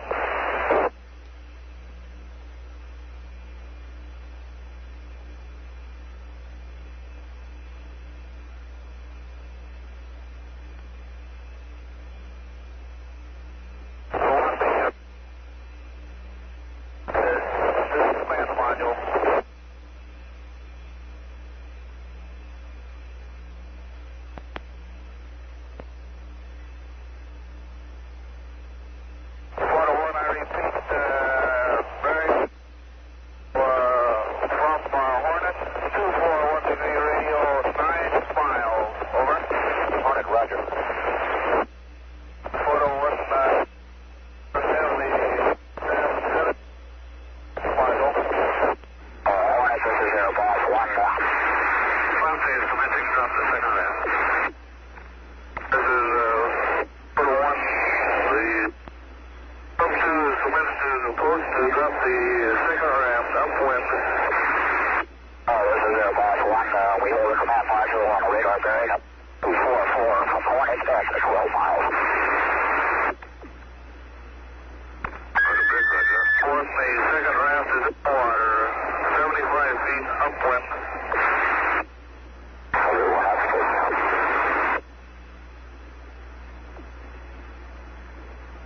Raft number 2 is inflated. Raft number 2 is being tethered 100.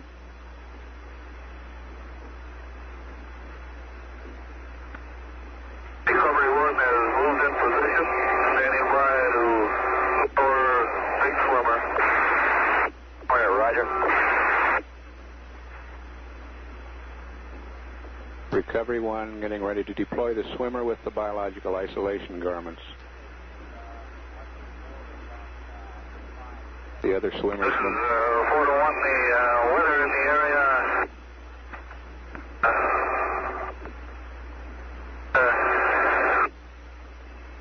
Approximately 2,000 feet.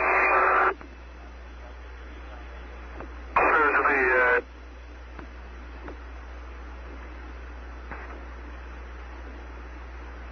One swimmer is raft number 1. One swimmer in raft number 2. The third deploying the sea anchor. Morning, copy. One phase in position.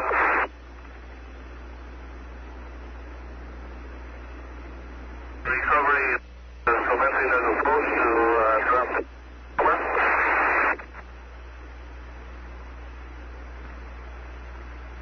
Copy.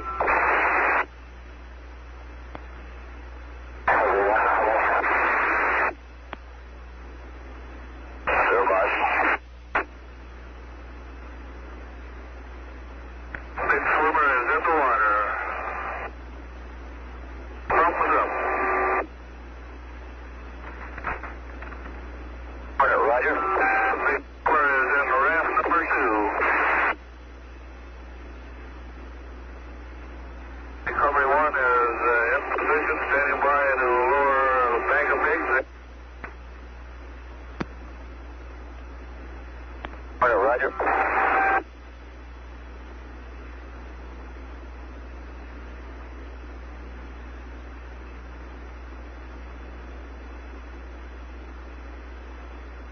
The swimmer with the biological isolation garments is in the raft next to the spacecraft.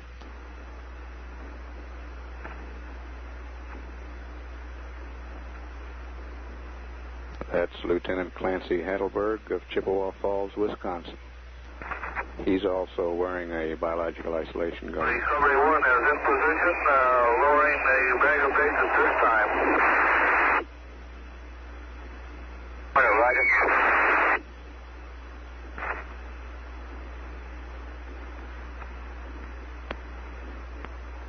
And the helo is lowering the astronauts' bigs, or biological isolation garments, to Lieutenant Heidelberg.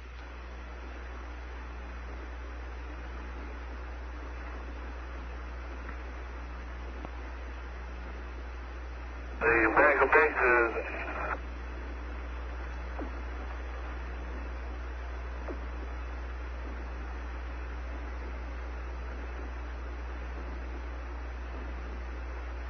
Roger.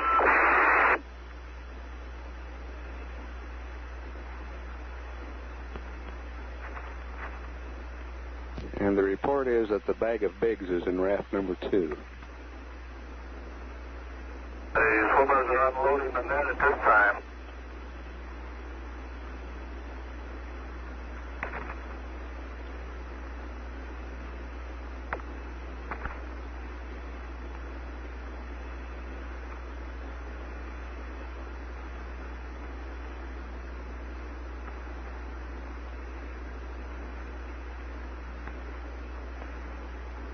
This is 4 to 1. The bag of pigs and decontaminant are in raft number 2. Module is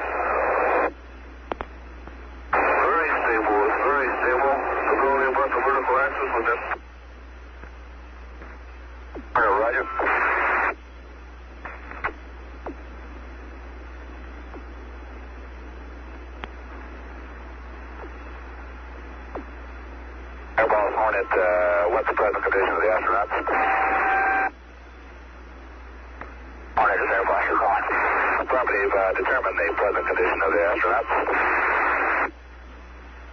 11, this is Airboss 1, your condition? Our condition is all three excellent. We're just fine. Take your time.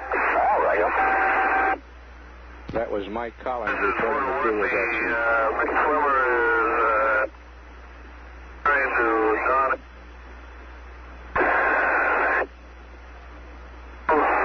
One swimmer in raft number 1 on full swimmer.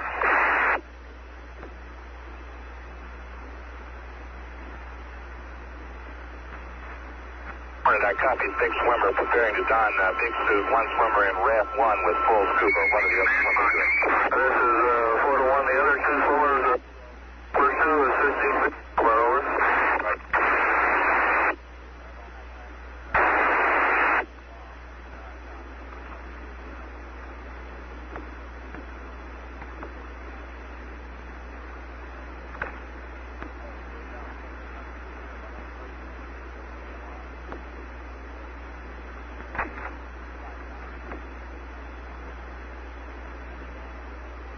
Lieutenant Heidelberg putting on his biological isolation garment. This is 4 to 1. The visibility is greater than 15 miles.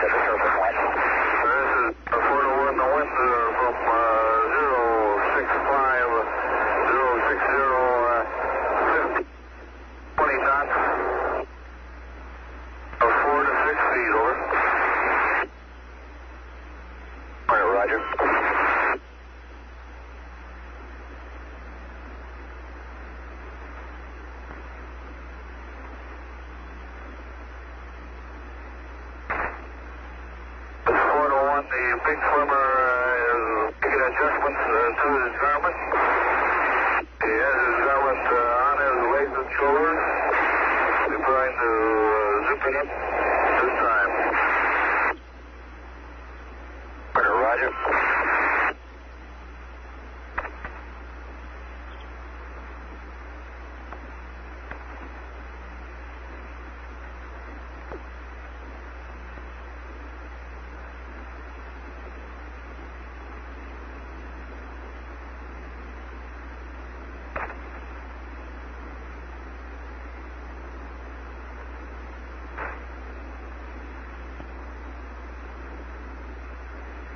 The ship reports it is now 7 miles from the spacecraft.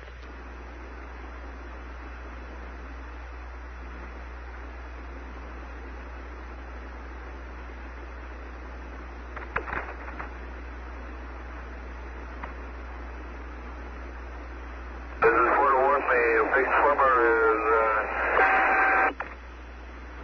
helmet at this time. All right, copy. What's the condition of the sea drive marker? This is 4 to 1. Reported earlier there was no dive marker. 5 minutes. That's right.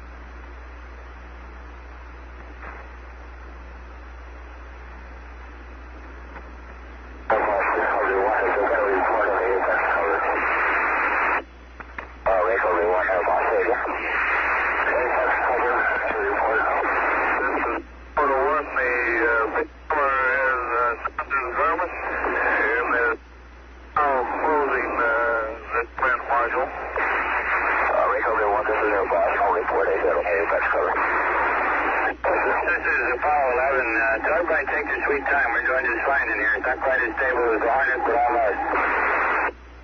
This is 4-1 Apollo 11 reports all is fine. Not as stable as the Hornet, but almost. Over. Hornet, roger.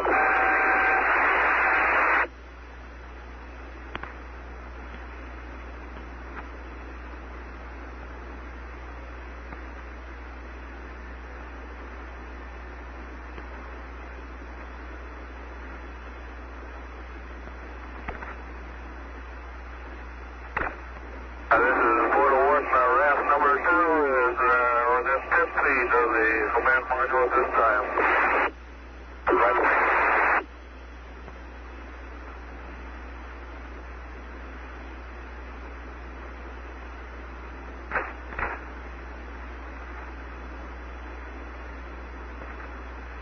This is 4-1. Big Swimmer is trying to transfer from RAF number 2 to 4-1.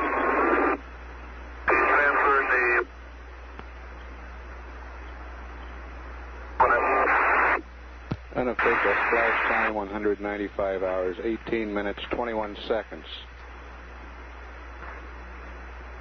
Big Swimmer is in for 1 this time.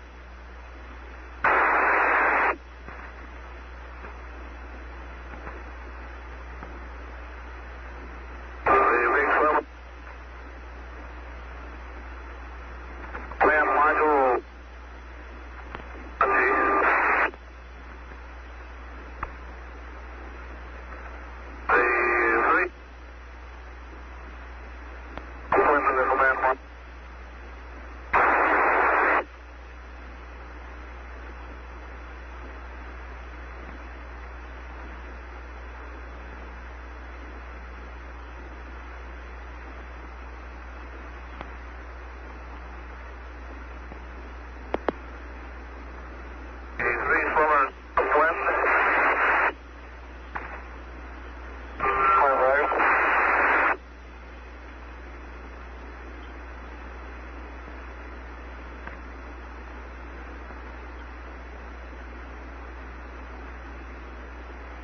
Hornet reports the other swimmers are now upwind of the command module, leaving Lieutenant Heidelberg in his big and with the decontaminant that will be placed around the hatch and on the... This is 4-1. The Big Swimmer is securing another equipment in the 4-1.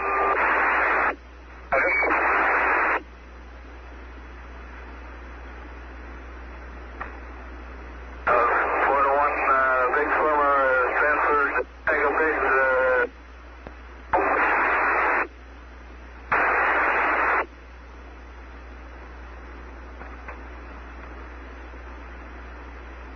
Lieutenant Heidelberg is now transferring the Biggs to the crew.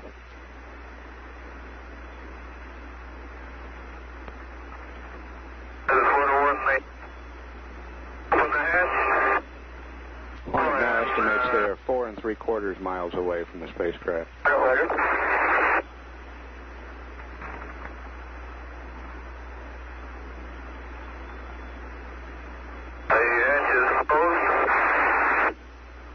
The Biggs are in the command module and the hatch has been closed again. 6-6, this is Swimmer Team Leader. Radio check, over.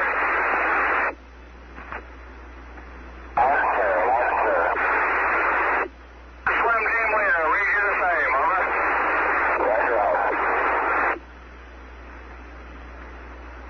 Lieutenant Heidelberg is called the Big Swimmer.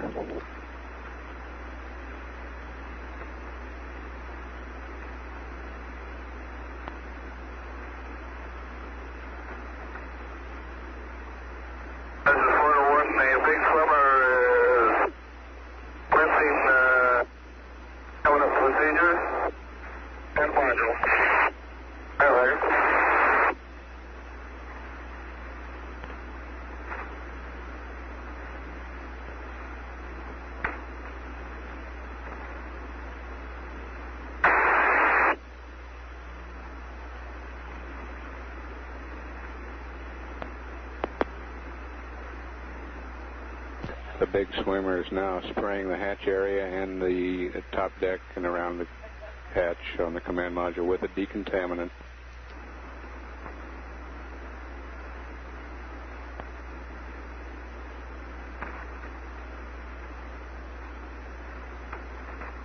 Apollo 11, this is Hornet. We're 4 miles out making our approach.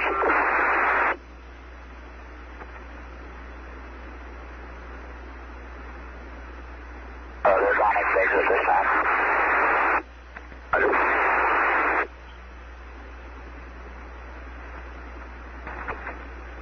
Hornet advises the crew they're 4 miles away.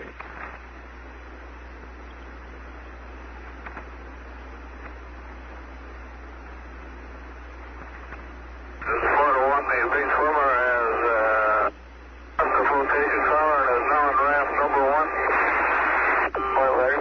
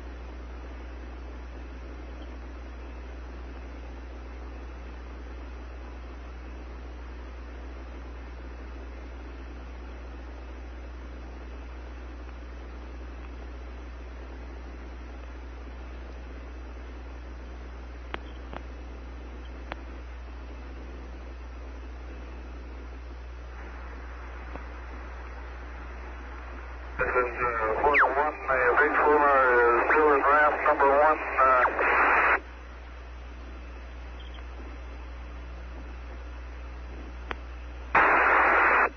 Apollo 1 Hornet, understand. Big swimmer has completed his decontamination of the command module. Is that correct? This is 4 to 1. That's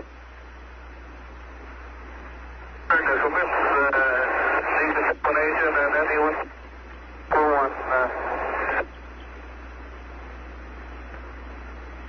Back on the flotation tower. Roger.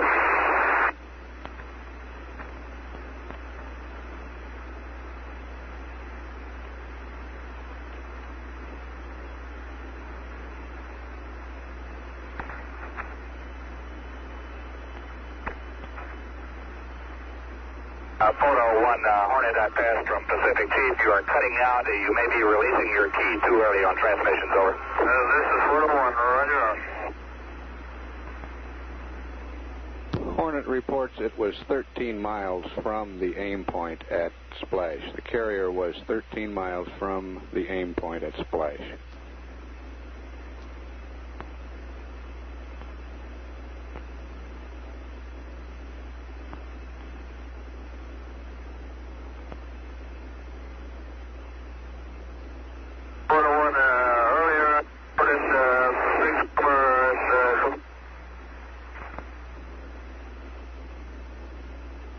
That he has made preparations to commence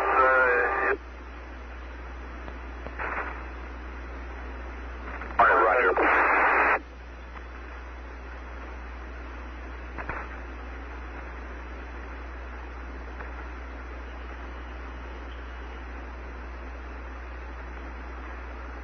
This is 4 to 1. A big swimmer.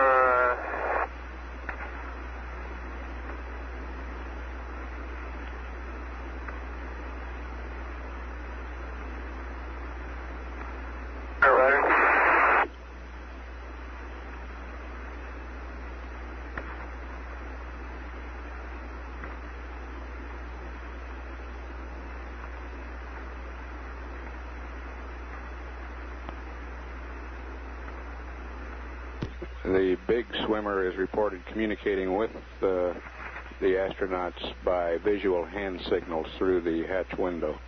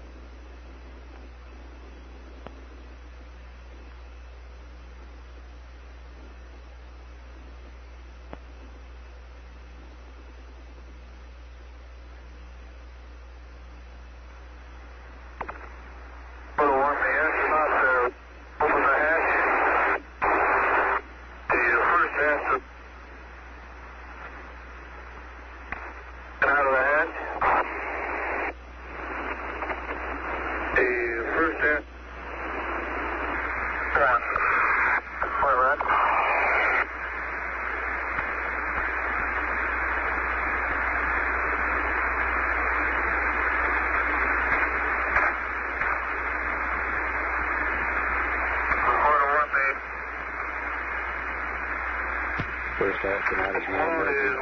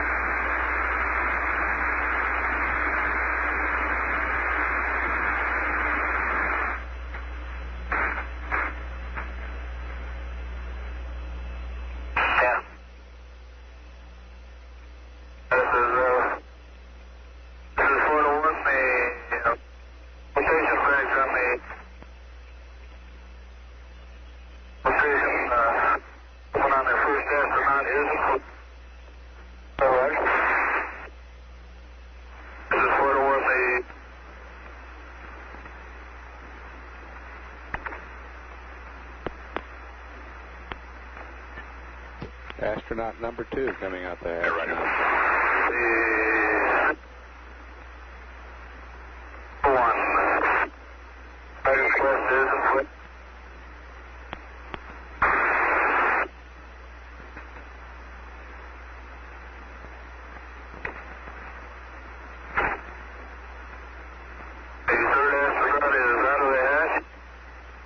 And the third crewman is out of the spacecraft now.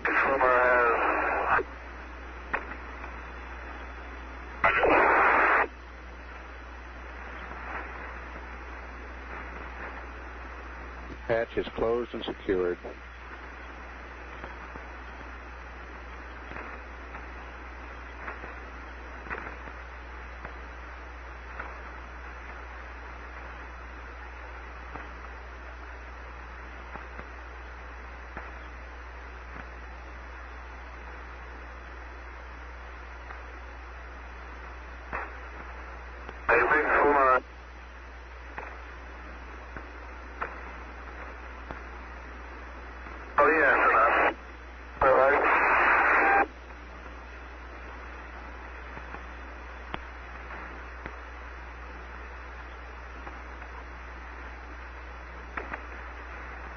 Hornet now reports that the swimmer is having some difficulty securing the hatch, and one of the astronauts is helping him.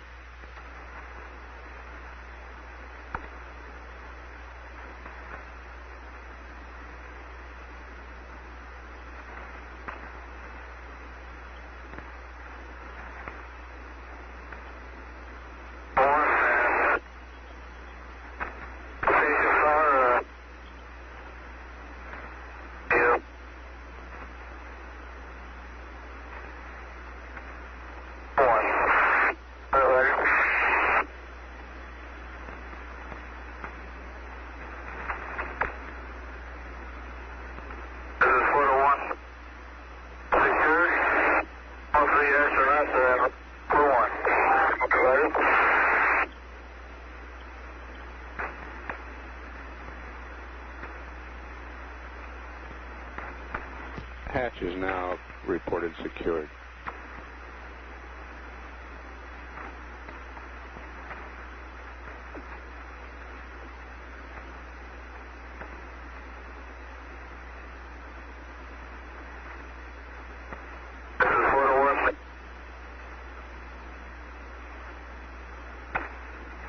Hornet now 1 1/4 miles from the spacecraft.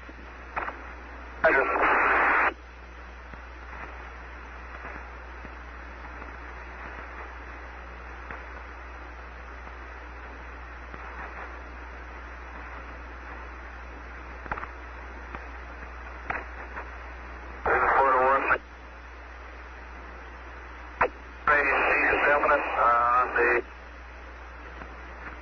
upper portion of the command module. 400 Roger.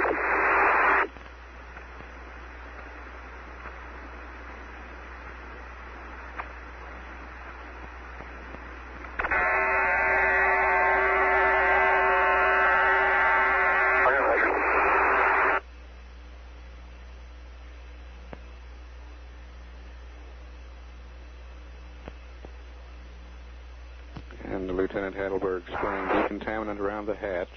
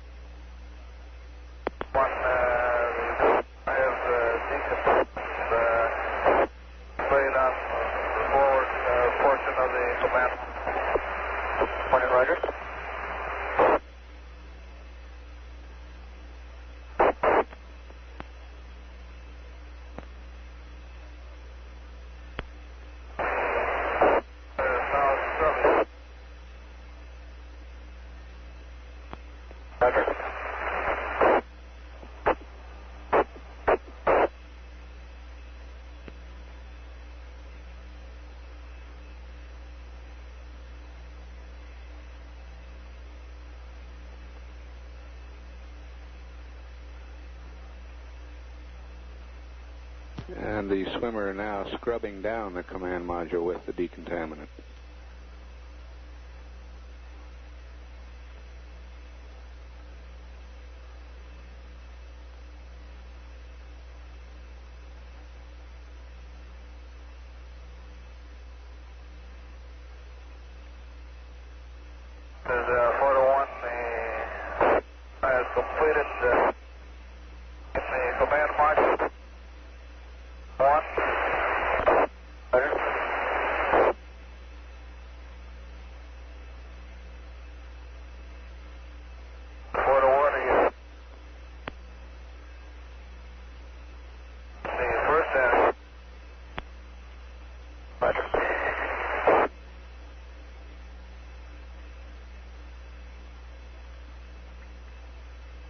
The swimmer has now started scrubbing the astronaut's biological isolations garments with the decontaminant.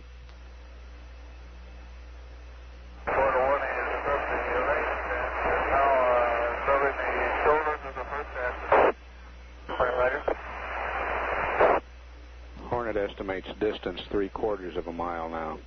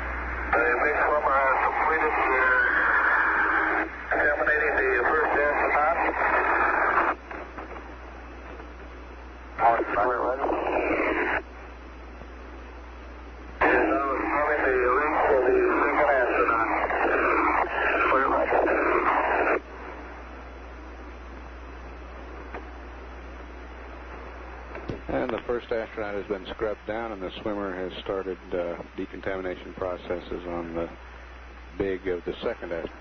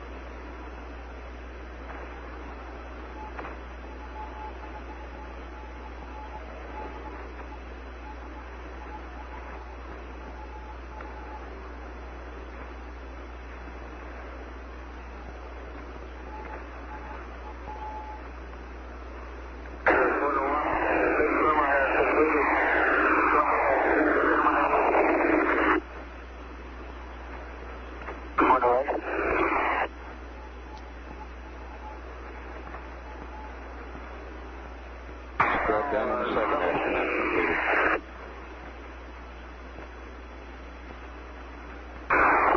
completed.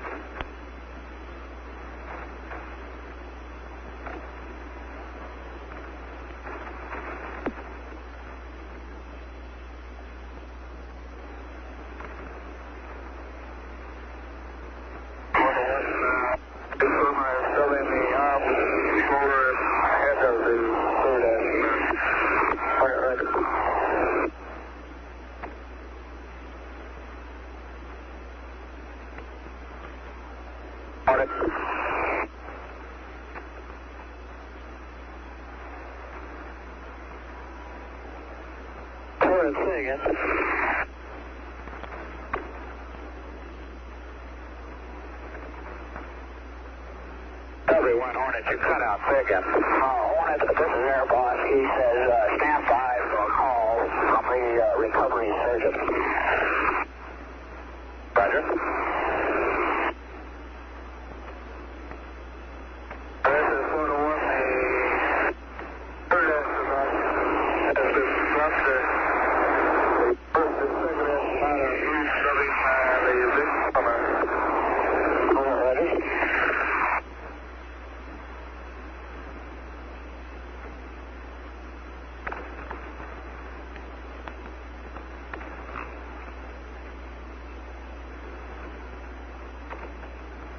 And the third astronaut has been scrubbed down, and now the astronauts are scrubbing down the swimmer. Recovery 1 has a ready position to stand by for completion of the decontamination procedure. Point Ryder.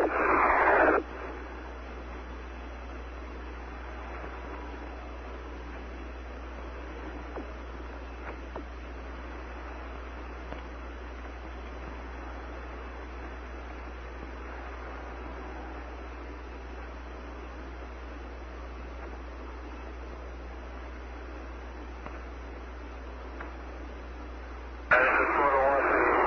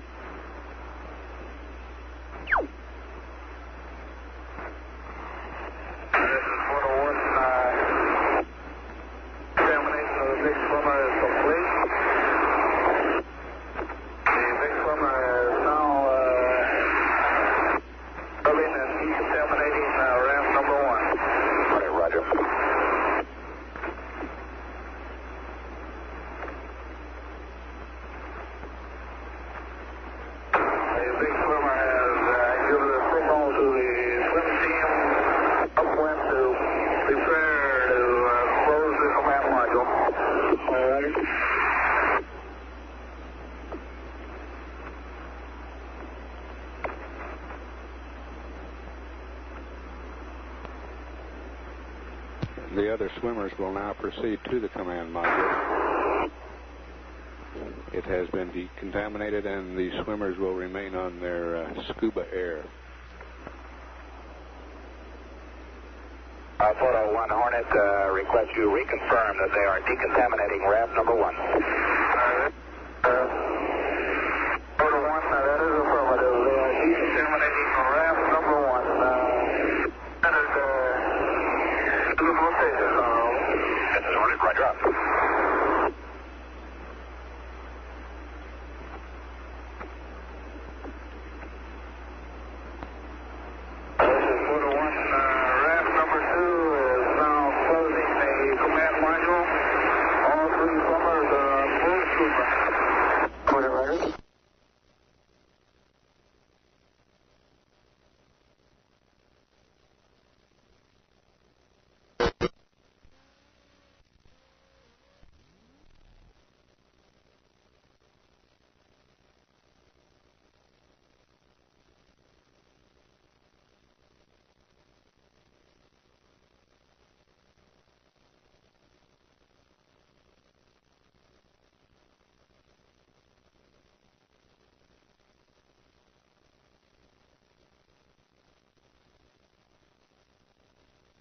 Monitor for acquisition, over. Okay, it's in word. 11 Houston, we're just now ready to switch from Omni Delta over to your high gain antenna. Can you confirm that you have gone to REAC, over? Confirmed.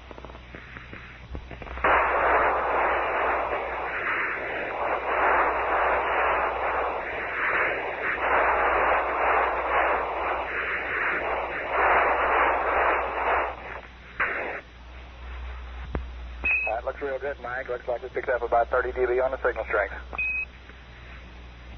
Yeah, I came in quite quickly. However, I'm showing about 240 yaw and about 0 degrees pitch now. Roger, about 240 and 0.